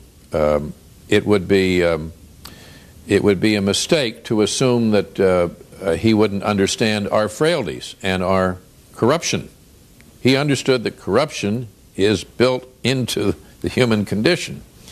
And he would say that this is one of the lessons of history. And if you don't understand that, then you are headed down a very perilous path, idealistic as it may be. On 1776, let me just agree with you. It's a very good play. it's historically quite fair, if not altogether accurate. One of the most interesting things about that play is it portrays John Adams as obnoxious. And in fact, as I recall, there's even a song about, "Why are you so obnoxious, John?" And in doing my work on what actually happened in 1776 in Philadelphia, I tried to find some reference to Adams as being obnoxious. And I searched through every letter, all the reports, all the journals that are known to exist, or at least that I've been able to track down. And I found no one referring to John Adams as obnoxious, except for one person. And that was John Adams. He called himself obnoxious, and he wrote that very late in life. And he said, "I must have been quite obnoxious back then in my determination to drive this through the Congress." In fact, if you read the accounts that were written at the time, and one of them was on your screen at the start of the program, what you find is again and again they're all saying this was the most important man in the Congress at the time. This was the Atlas of Independence. This is the man who drove it through. And if he'd done nothing else in his whole life, nothing else in his entire career, he would be somebody we should all know about. Just a couple blocks from here in the First Parish Church in the crypt area are the bodies of both John Adams and John Quincy Adams and their wives. And we have some videotape showing you that. You can visit that when you come to this area. Church actually is going through a remodeling, I guess, and I understand they're looking for support. Yes, as so many historic sites are looking for support. And it's important to understand that just because sites are, for example, the property of a state or of the federal government even, that they are therefore being properly maintained. That is not always the case. These historic sites, like all old buildings, they need repairs, they need maintenance, and that's expensive, and that has to be kept up all the time. I want to tell our audience, if you've just joined us, when you see this screen locking up like that, that's because the winds are fierce up here and we're having trouble getting our satellite picture out of here clean and clear, and we'll go back to some of that video in a moment so you can see how John Adams, Abigail Adams, John Quincy Adams, and his wife are all there in the same crypt area. Grove City, Pennsylvania, for David McCullough. Go ahead, please. Homer Smith in Grove City. In 1933, my uncle picked me up in Arkansas and brought me to Wollaston, which is Quincy, Massachusetts, to a college where he was going to teach. I found it very inspirational to see the houses I passed every day when I went down Hancock Avenue, but I feel very lost in the fact that I never went over and visited them. I actually got my first job in 1933 in the Dorothy Quincy house. And she had some relationship to the Adamses. I'm not sure just what it was. Could you tell me, Mr. McCullough? Yes, Abigail's, on Abigail's side, Abigail's mother was a Quincy. Over the mantelpiece in the long room here, if we could pick that up. Actually, our camera's upstairs now. Upstairs. So over the mantelpiece is a portrait of Dr. Joseph Warren, who was a great patriot in Massachusetts, who fell in the Battle of Bunker Hill. And I wonder if our caller remembers going up to what was called Penn's Hill, which is right near this, near the sites of the original John Adams birthplace and the John Quincy Adams birthplace. And Penn's Hill is a promontory, highest promontory in this town, and on top of Penn's Hill there's a tremendous granite outcropping. It looks like a whale breaching up out of the hilltop. And when the Battle of Bunker Hill was raging, Abigail, with her children, her husband was away in Philadelphia, could hear the roar of the cannon and the blasts of the battle were shaking the window panes in her house. And her husband had told her, if you hear gunfire, if there's a chance the British are going to besiege this part of the coast, run for the woods, get out of town. But Abigail took young John Quincy by the hand. He was then 8 years old. And she went up to the top of Penn's Hill and climbed up on top of that rock and watched the Battle of Bunker Hill from the hilltop, the battle being about 10 to 12 miles away. And she wrote about that. John Quincy recorded it himself years later, this little boy who was President of the United States, saying, I saw the Battle of Bunker Hill.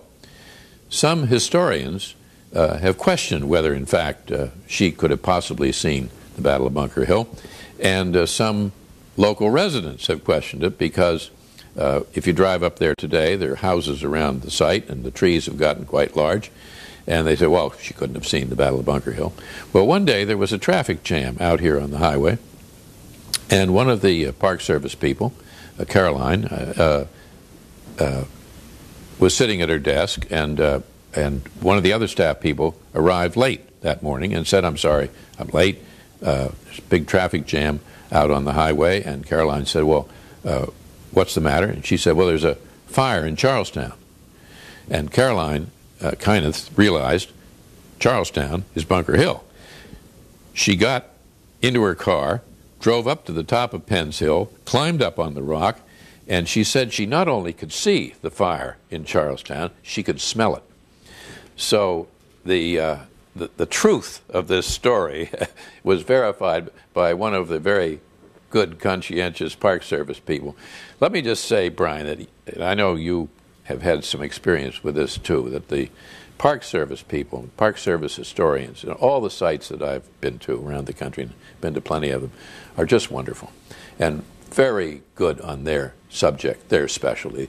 Some of the most authoritative and insightful help I've gotten from other historians has been from Park Service historians. Next call, Yakima, Washington. Go ahead, please. Hello. I'm kind of interested in what I'm hearing here. I really believe personally that every man is his own historian, and the writers, Mr. McCullough being a gentleman here, are very academic and everything, but if they'll look up the road, the people who are building history are ahead of them a fortnight or so. And I have an ancestor, Waitman T. Willie, which the gentleman may know, from West Virginia, and handed Abraham Lincoln on New Year's Eve 1862 the Willie Amendment, which resulted in us having Virginia split and into two states, West Virginia and Virginia. And Waitman served the first 8 years in Old Virginia, and the last 2 years of his life he served in West Virginia. And his father was William Willie, and he cleared 200 acres in West Virginia, and he died when he was about 94 with his just a day after his fifth wife. And I'm very intrigued with Waitman T. Willie. He had a year and a half of public education when he went north to Uniontown, Pennsylvania, and entered the university. And he had a homespun, and the other guy's little Lord Fauntleroy attirement. And in his third year there, they kind of made fun of him as a youngster. And in his third year, he was teaching Latin and Greek to the underclassmen. And it says a lot about education and a lot about the libraries. Waitman's father also, although a land clearer, had considerable library, Pilgrim's Progress, etc., as I understand. And I do appreciate your conversation here, and I appreciate the history of John Adams. I loved him so much in the old firehouse there. I loved particularly Patrick Henry, and the cousin of the president. Well, the first man had said, we're all born free. He stood in the assembly and said, we're all born free. That was Patrick Henry. And the second man said, and we answer to no one but God. And so I felt in my heart a great sympathy for Clarence Thomas when they so lambasted him when he was trying to be a Supreme Court member. And thank you, sir, Mr. McCullough. I appreciate your being there this morning, and I'll attempt to look at your book. Thank you, sir. That's a wonderful call, and several things he said really strike a bell with me. One is the idea of people who were supposedly backward or from the backwoods, who had no learning or had no appreciation of books. There's a kind of hubris about the present that we're superior in so many of the attainments of civilized life. Do you realize, for example, that the literacy rate in Massachusetts in 1799 was higher than it is in 1999? He mentioned Pilgrim's Progress. Pilgrim's Progress was read by most Americans who read anything. It was a book of immense importance to understanding Abraham Lincoln, for example, and of course the Bible. And one of the reasons the literacy rate was so high in Massachusetts is that you were being raised in a church, the Congregational Church, by and large, though there were some other churches, in which it was expected that you will know how to read so that you can read the Bible. The respect for education, it's one of the deepest, oldest, sustaining themes in American life. The idea that with education will come improvement, that tomorrow can be made better today if we just know more, and that we're less likely to be carried away by propaganda, by demagogues, by those who would use their power to take away our freedoms if we are educated. Jefferson said, anybody who expects a nation to be ignorant and free expects what never was and never will be. David McCullough was born in Pittsburgh, Pennsylvania, graduated from Yale University in 1955. Will be with us for the rest of this visit we have here to the Adams Family Historical Site. And in a few moments, you're going to meet Abigail Brown, who is one of the Adams descendants. We'll find out about the Adams family reunion each year and how that works. We've got some videotape of the burying ground, which isn't too far from here, down the street across from the church that we just looked at. How many? Do you have any idea how many Adamses are buried over there? No, but there's certainly more than 4 generations. There are probably 6 or 7 generations.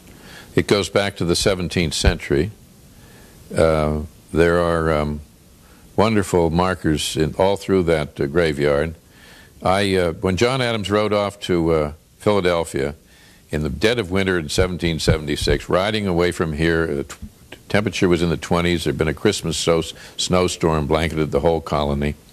He and his companion, a young fellow named Bass, Joseph Bass, who was probably about 18, went with Adams. They were going to ride by horse all the way to Philadelphia, and then young Bass is going to bring the horses back because you have to have the horses back home.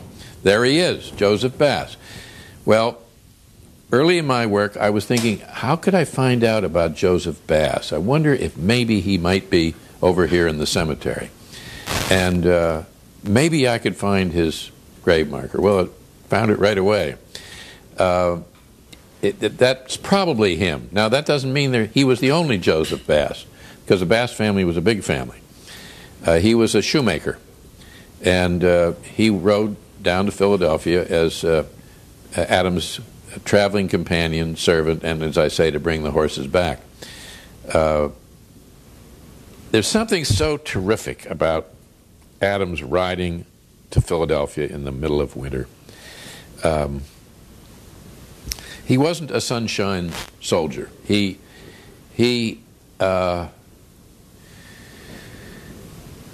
think of transportation and communication as 2 different things. And one of the things you have to get over if you're trying to enter into the 18th century is to get over that idea, because in the 18th century, transportation and communication were the same thing, because nothing could be communicated any faster than a man on a horse or a sailing ship. Nobody ever knew when anyone was going to arrive anywhere. I say, when are you leaving, Brian? I'm catching the 2:15. Well, you'll be getting it into Boston what time? 3:32. Well, they might be able to tell you in those days, I'm going to leave Braintree to come down to Philadelphia on January 26th.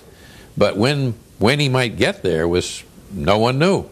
you could run into any number of problems, including the fact there were no bridges between here and Philadelphia. Every stream, every river had to be crossed by ferry, and of course, if it was the dead of winter, they could be clogged with ice, and that could be a problem.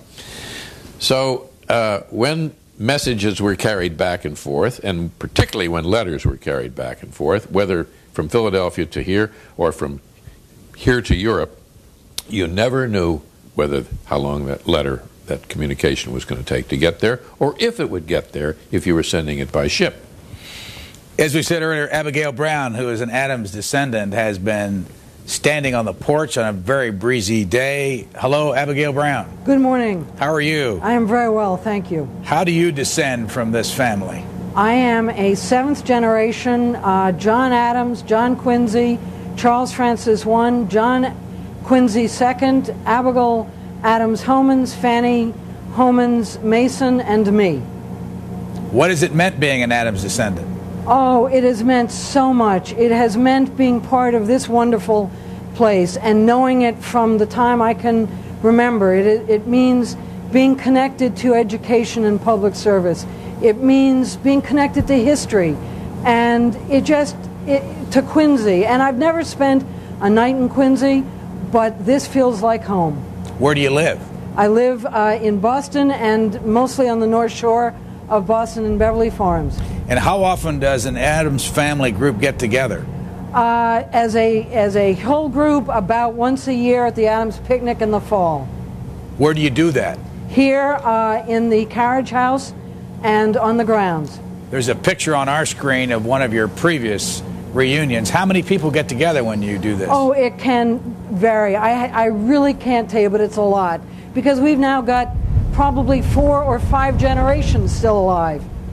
What does it mean when you all get together? What do you talk about?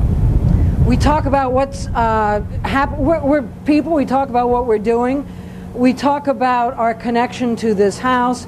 We talk about how we can preserve it for the country and all the people in this country. Remember, this place, though it is very special to us, belongs to every citizen of this country. Now, if you're a member of the family, do you have any special rights to use this house in any way? I think we're allowed to be married here, but certainly there is a deep connection between the people who have worked here and the family, and we are always treated as if we are coming home. Now, if you're an Adams descendant, do you have to think a certain way? No. But you have the right to state how you are feeling. Yeah. And that goes, I think, with the territory. David McCullough is here with us also. Have you met many Adams descendants? Oh, I have, and you do have to think a certain way, it seems to me. You have to think independently. That's correct. You're not owned by anybody. You have the right to think independently. Yeah. The privilege of thinking independently. That's right. Abigail Brown, is there an Adams that you're most fond of? Oh, I like all of them for lots of different reasons. I was named after Abigail Adams, so I obviously have a very deep connection with her and a deep respect for her. And because I think of her, I am absolutely a feminist from the tips of my toes without even thinking about it. What party do you think Abigail Adams would belong to if she were here today? Oh, I don't know that she would belong to a party because I think she would be so absolutely independent in her thinking and would delve into the beliefs of both parties. What for you is the Adams legacy? There are several things. One, as I've said, is a connection to history and a belief that you must understand where we came from in order not to make the mistakes of the past. And an absolute, I heard David McCullough earlier talking about education, an absolute understanding that education is the most important thing that we can give to the future and provide for our followers. Are you a reader? I am a reader. I am a bookaholic. I don't necessarily rise to the level of my ancestors, but I love books for the sake of owning books. Abigail Brown, thank you very much for coming over and joining us this morning. Thank you. And again, for our viewers that are watching the wind, you can see how bad it is, and these pictures are breaking up. I suspect that the minute we're finished with this telecast, the winds will have gone off. That's always the problem of Well, you know, television. Mark Twain said, if you don't like New England weather, wait a minute. For somebody just tuning in, let's go over quickly the Adams situation. John Adams was a farmer's son from a little town outside of Boston, a little farming community called Braintree, now called Quincy. He was a member of the Continental Congress prior to the signing of the Declaration of Independence and at the time of the Declaration of Independence. He was a representative for the colony of Massachusetts. He was the one who urged that George Washington be put in command of the Continental Army when Boston was being besieged by the Continental Army. The British were holed up in Boston. He was also the one that encouraged and really worked to make sure that Jefferson became the author of the Declaration of Independence. He then went to Europe to serve in France with Benjamin Franklin, and he went on from France to Holland to secure an immensely important first loan to the United States from the Dutch Republic, from the Netherlands, which he thought was the most important thing he ever did. It was our first line of credit in Europe, and it came at a crucial point. Money was always of the pressing, urgent need. He then became, after the war, he then signed and served as a commissioner for the peace treaty of Paris that ended the Revolutionary War, an immensely important part of his career. The portrait that we see on the screen right now. Yes, there it is. In this famous room. Beginning of what was to be a major portrait by Benjamin West, an American painter living in London. And there you see Adams in the left foreground with the sort of dove-colored suit on, and behind him is Benjamin Franklin. And that's hanging in this library. That's hanging in the library here. And Franklin and Adams, two very strong-willed men who had a lot in common, did not get along well at all together. And that's a whole part of the story that I find immensely interesting. Adams then became the ambassador to Great Britain, our first ambassador to Great Britain. After that, he returned to become vice president under George Washington. And then after Washington had served 2 terms, he was elected president. And in those days, the one who got the second highest number of votes, in other words, the runner-up, became the vice president, and that was Jefferson. So Adams, the president, had a vice president who was of the opposing party.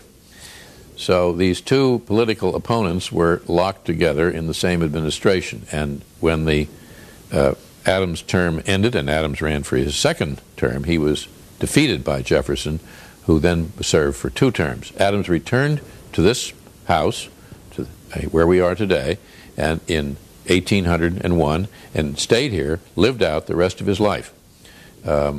Meantime, his son, oldest son, John Quincy Adams, had become a figure of considerable prominence, mainly as a diplomat and as a Secretary of State, and he became president, the only son of a president ever to become president, and he became president while his father was still alive, which of course is an extremely interesting and in many ways very touching part of the story.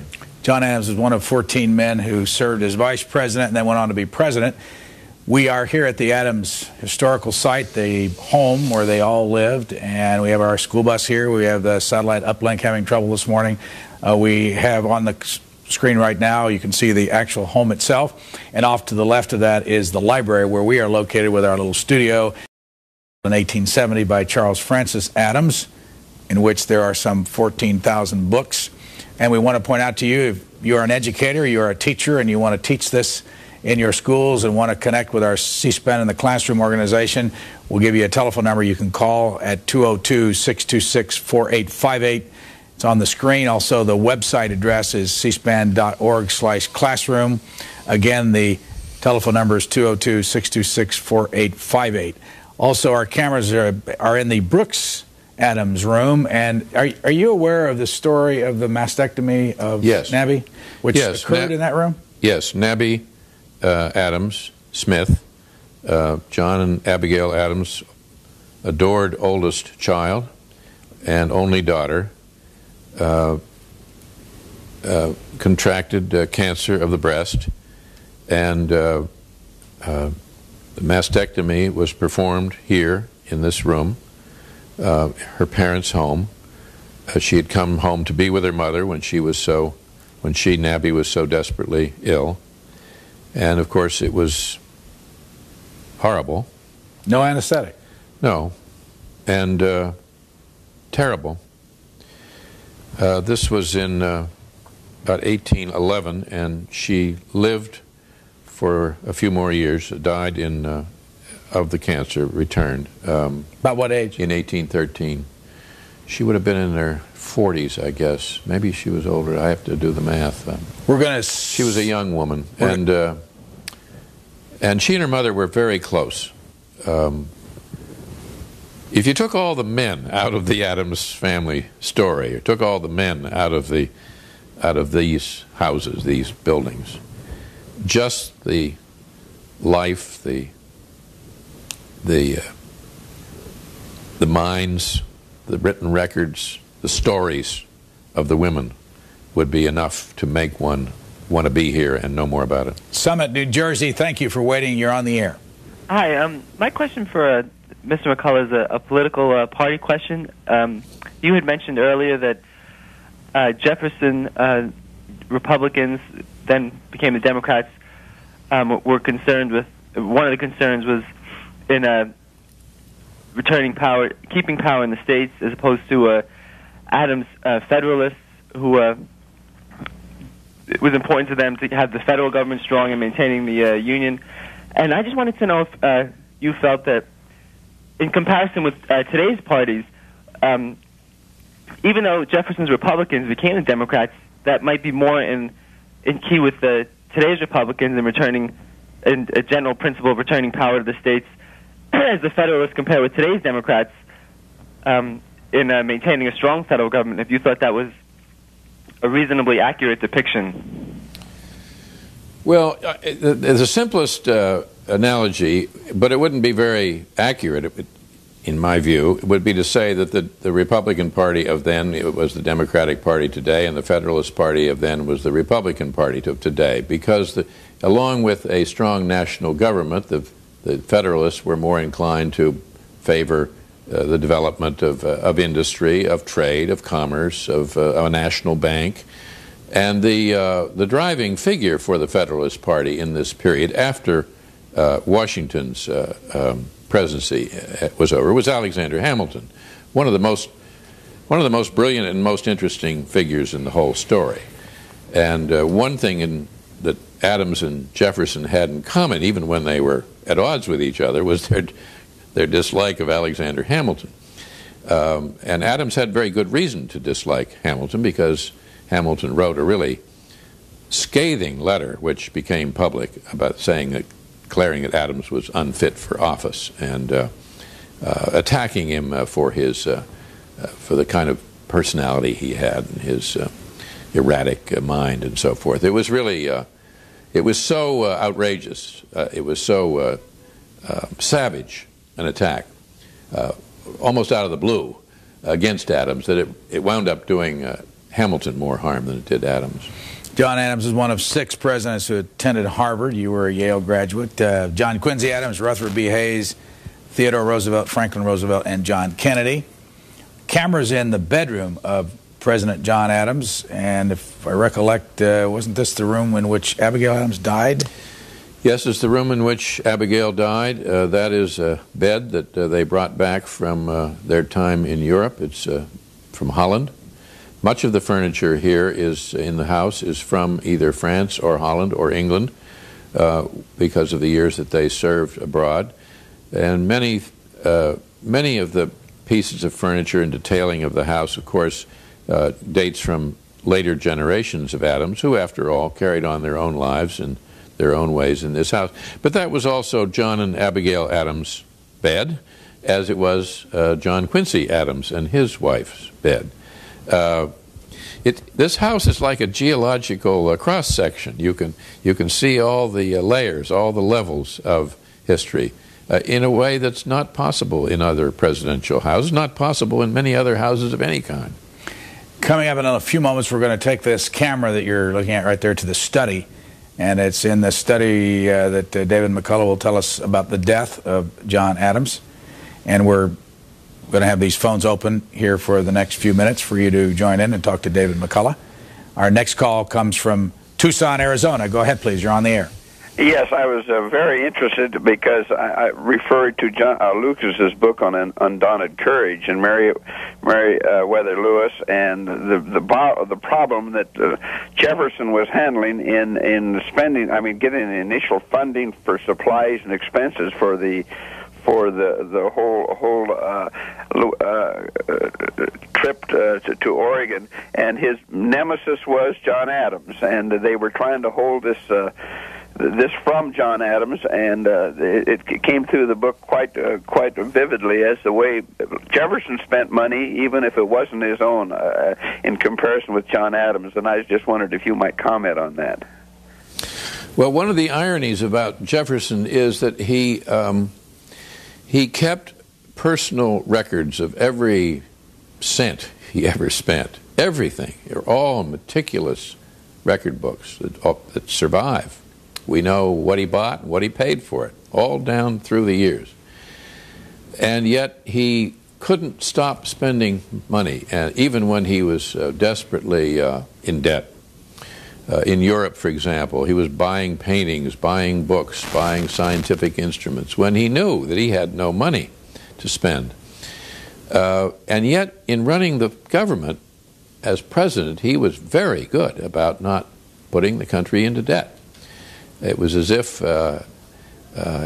while making something of a hash of his own personal finances, he was going to compensate, or at least show that he wasn't completely foolish in that way, by how he handled the national treasury.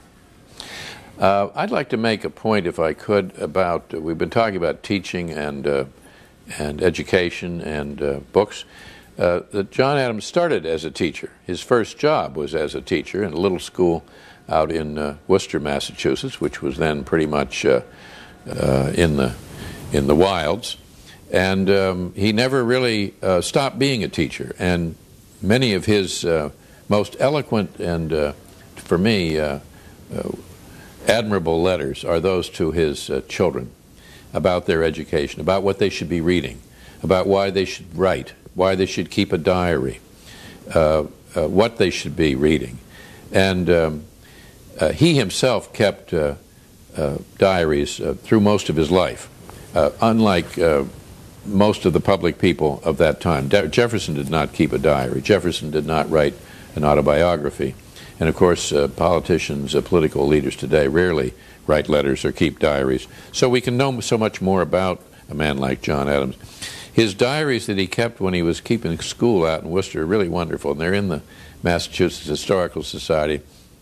And they're about the size of the palm of your hand. They're tiny little paper books, like little school notebooks. And he was always admonishing himself to improve and to straighten himself out and to be a better person. And I thought it would be great to, if I could, to just read you a typical entry from one of school teacher John Adams' diary entries. It tells us so much about what kind of a fellow he was.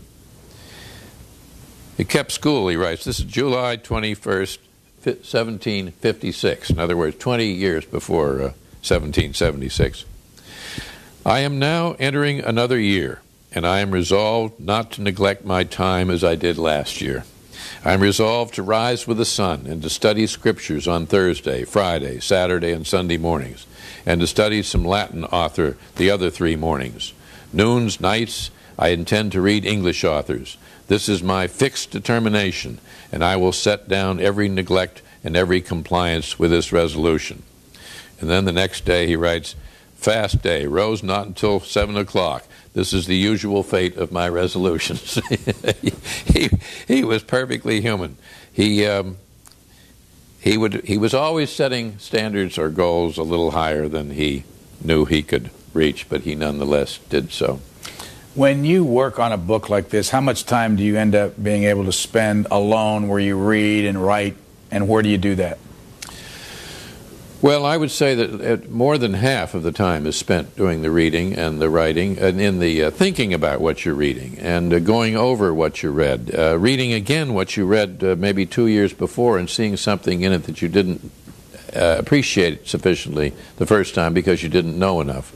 Now, I'm very fortunate with this book because the great collection of Adams material is at hand in Boston, nearby, almost in my backyard, and of course, in working with a collection like that, and this is true for everyone who wishes to do research, you have the advantage of the staff, and the staff of the Massachusetts Historical Society are superb in what they know and how they can guide you and help you, and what their judgment is of the reading and the thinking they have done about it.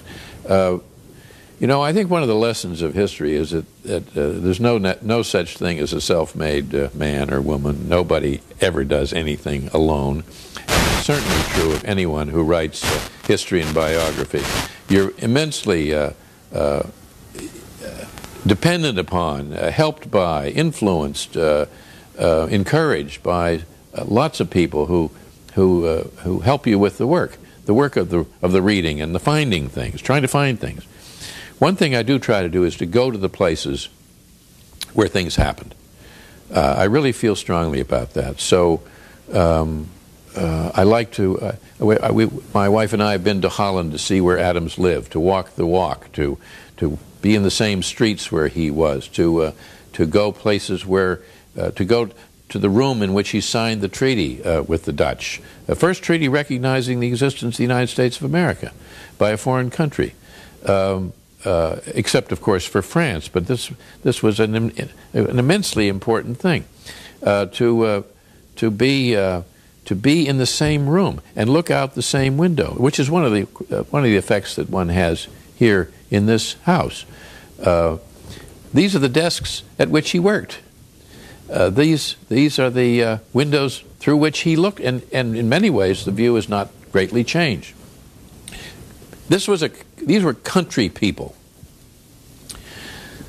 He's always worried right up to when he's an elderly fellow retired here about his hay crop and his fruit trees and how the plowing's going and the care of the horses and the chickens. And this is a country place, though, of course, it's grown up a great deal around it since. I want to make sure our audience knows that at the end of this, we will have a chat room with Celeste Walker of the Massachusetts Historical Society. That's if you're watching this live. And that's on our AmericanPresidents.org website. And that's just like it sounds, AmericanPresidents.org. And you can find the chat room coming up at the end of this. Again, we're having some transmission difficulties, so it's hard for David McCullough to see what we're going to show you next. But we have a camera in the actual study. Tell us what the study is. I'm sorry you can't see it here, but what's in the study? Well, you come into the study, and it's a big room. This is the half of the house that Abigail added to the original house when she and her husband were President and First Lady. And I mentioned earlier that both Adams and Jefferson came home from Europe and doubled the size of their house. And Abigail designed this wing. There you see the fireplace, that she was had her clear ideas of what she wanted in the way of a fireplace and marble around it and all the rest. And she did it without her husband knowing about it. And she wanted it done without him knowing about it because he wouldn't be interested, she said, but I think she also wanted to do it herself without his getting involved.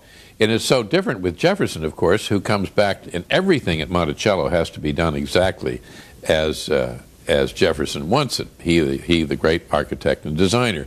So you have two decidedly different ways of enlarging your house. We saw this desk earlier. Yeah, if you go back to the desk, now that desk came from France, was brought home by the Adams. It has rosewood and all kinds of fine woods built into it. It's a gorgeous piece of 18th century furniture. At that desk, and that's one of Adams' books, those are his glasses, is where he wrote his letters to Thomas Jefferson, beginning in 1812, right through till 1826, the year of their death. They wrote over 300 letters to each other, all of which have survived. And I should point out, however, that Adams wrote to Jefferson twice as often as Jefferson wrote to Adams. And there's one point, it's really wonderful, where I think it's about a month and a half, 2 months period, where Adams writes to Jefferson 12 times, and he still had no answer from Jefferson. And he writes in the 12th letter, he said that, don't worry about that, because one of your letters is worth 4 of mine.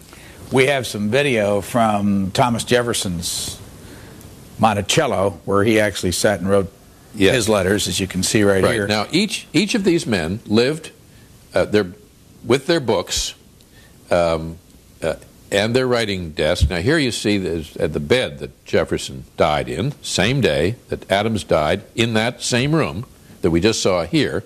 This is the room where Jefferson died, and there is his desk at which he wrote his letters to Adams.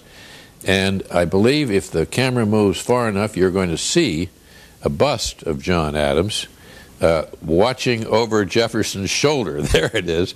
Now, whether that bust was there when Jefferson was alive, whether he had it in that room is not known. But he did want to have a bust of Adams with him. And this was, they died in 1826. They died on the 4th of July, 1826. Jefferson died about 1 o'clock in the afternoon, and Adams died 5 years later in the house here in Braintree about 6 o'clock. And if we could possibly go back to that room, I want to show you. This is the chair where he supposedly was sitting? No, he did not. I don't think he died in that chair. It's really not. There's conflicting evidence. It's hard to imagine that he died in the chair. He almost certainly died in the bed that was in this room. By the way, you said 5 years later. You meant 5 hours later. 5 hours later. 5 hours later. Same day. And he is reported by a granddaughter to have said his last words were, "Jefferson survives." Adams is saying, "Jefferson, I'm dying, Jefferson survives."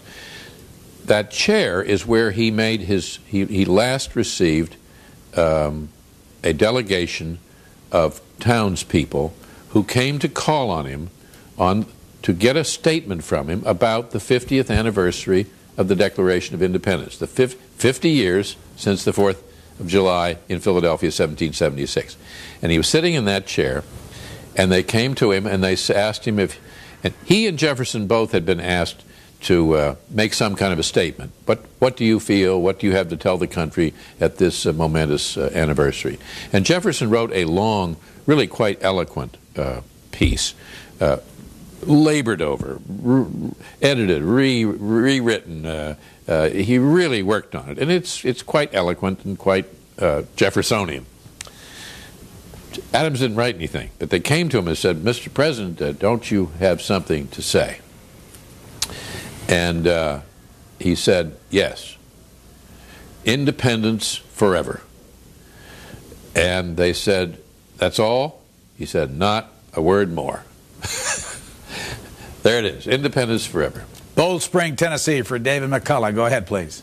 Hello, Brian. Thank you Hi. for the C-SPAN network and the programming. Welcome. Mr. McCullough, I'm concerned about what I call the killing of our American heroes. Do you think or believe that there is a faction within or outside of the United States whose goal is to destroy the heroic perceptions of people we were taught are our American heroes? Or do you think we were not told complete truths about our American heroes because some of the topics would have come out, were not mentioned in public at the time I was in school or college? I am a grandmother. Well, the writing and the teaching of history and, of course, how a society remembers its heroes changes from generation to generation.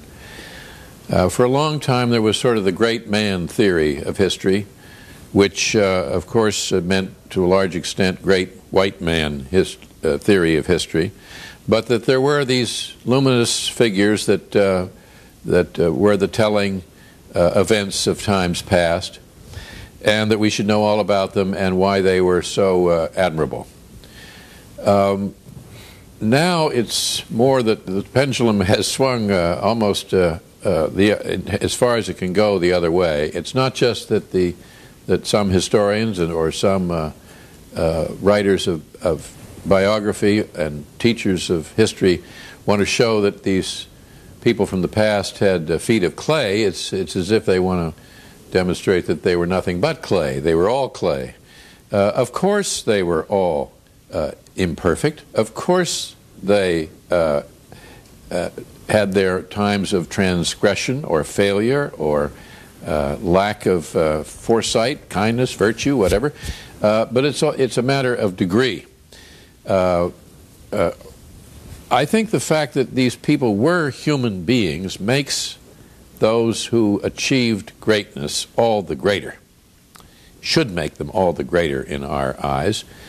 And it is absolutely true that there have been great figures in our past, and who did determine how history turned in many ways, and that we ought to know about them, and that some people just stand out in any generation, and stand out nearly always for good reason. I don't think there's any conspiracy to denigrate, to bring down the heroes of the past. I think there's an indifference to the past on the part of our culture. We Americans have always been entranced by the future, which has been part of our vitality. You know, we greet each other by saying, "What's new?" We don't say what's old, but you can't know who you are unless you understand where you came from and how you got to be where you are.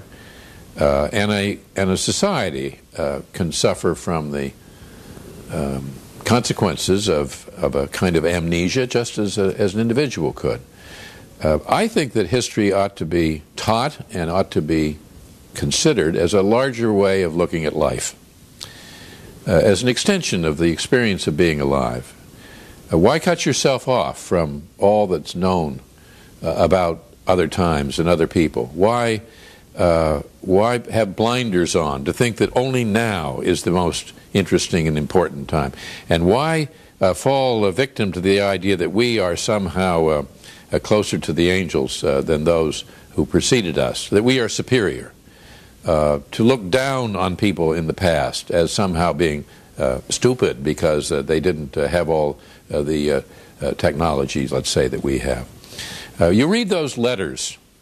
You read the letters written by Abigail Adams at her table in that little house, written with a quill pen after she's struggled through the day with the farm and with her children and with sickness and with worry, sitting at that table by the fireplace, with a candle and a quill pen, writing those marvelous letters to her distant husband, which might or might not actually wind up reaching him. And to say that we, with our computers, our word processors, are somehow an improvement on that is to be in a state of delusion. Our producer for this stop here in Quincy, Massachusetts, has been Maura Pierce. Technical setup run by Tom Aldridge. Back home, Mark Farkas, our executive producer for the series, and Brett Betzel, our director here in our school bus. We want to thank the Media One cable system here in the Quincy area for assisting us in getting this all together, and Marianne Peak, who is the superintendent of the Adams National Historic Park, and her staff for their great cooperation here on site, and Celeste Walker with the Adams paper, who will be involved with our chat room in just a few minutes. For the moment, though, we have a call from Los Angeles, California. Go ahead, please. Yes, good morning. I had a question, whether you've seen that movie about the Amistad, and whether you could comment upon whether it's historically accurate. And also, you mentioned that Adams and Jefferson had a significant amount of correspondence. I wonder if they ever discussed that incident and whether the subject of Sally Hemings ever came up in their correspondence, that is, between Adams and Jefferson. Thank you. I have not seen the film. I've seen the clip of Anthony Hopkins delivering his speech in the courtroom. I thought that his portrayal of John Quincy Adams, and certainly the makeup job that was done, was superb. However, that wasn't what he said. Now, what he said in the film, as I understand it, was really quite fine and appropriate and in keeping with the actual oration of John Quincy Adams before the court. But I don't understand why they didn't use the real thing, because the real thing is so powerful. Now, it's only, I don't know, 10, 12 minutes in the film. It went on for 2 days. Also, it could have been filmed in the actual room in which it happened, but the filmmakers came and looked at the actual room, which is down in Hartford, Connecticut, in the old Capitol building in the heart of downtown Hartford. And it's preserved precisely as it was, but they decided that isn't the way it ought to look. So they didn't use that room. The issue of slavery, the issue of the Sally Hemings story is, of course, of immense importance to understanding Jefferson and to understanding how Adams responded to slavery and to the accusation of the story when it came to light. The man who broke the story was James Callender, the same James Callender that we were discussing before, who had been attacking Adams, who had assaulted Adams with really a vicious and largely untrue screed. Callender, who had been working with, and one might even say for, Jefferson, had been jailed because of the Alien and Sedition Acts, the Sedition Act being the great mistake, the tragic, awful misstep of the Adams administration. Adams had not necessarily favored it, but he had signed it, and it was under his during his presidency that it happened, which meant that if you attack somebody in the government, particularly certainly the president, in an irresponsible, defamatory way, you could be put in jail. Callender was put in jail. He was released by President Jefferson, but when Jefferson refused to do any more for Callender, Callender turned on Jefferson, Callender then working for a newspaper in Richmond, and broke the story that Jefferson had as his concubine, one of his slaves, Sally Hemings. Now, the story had been gossiped about before, but had not been in print. It immediately broke into print, and particularly here in New England, where anti-slavery sentiment was very strong. Now, what's interesting, particularly in discussing John Adams, is how did he react to that? How did he react to the story? And what he said, I think, is so powerful and so acute. He said, whether it was true or not, he didn't know. But he said, in effect, that stories of that kind about slave masters, Virginia planters, are inevitable. He's heard them, John Adams, have heard them for as long as I can remember. And the reason that they are inevitable is that such a story is a metaphor for the large sin, the large immorality of slavery. Not adultery or keeping a concubine, but slavery. Slavery is the ultimate immorality. David McCullough, we're out of time, and we want to make sure that everybody knows that our next stop in our presidential series is Thomas Jefferson's home in Monticello on April the 2nd. We want to thank you very much for joining us. Thank you, and thank you for coming to Quincy and to this great site. And again, for those who've just joined us, your book on John Adams will be out when? Oh, within the next 2 years. Let's be that. I can't be any more specific than that. Thank you very much for joining us. We've been in the Charles Francis Adams Library here, built in 1870.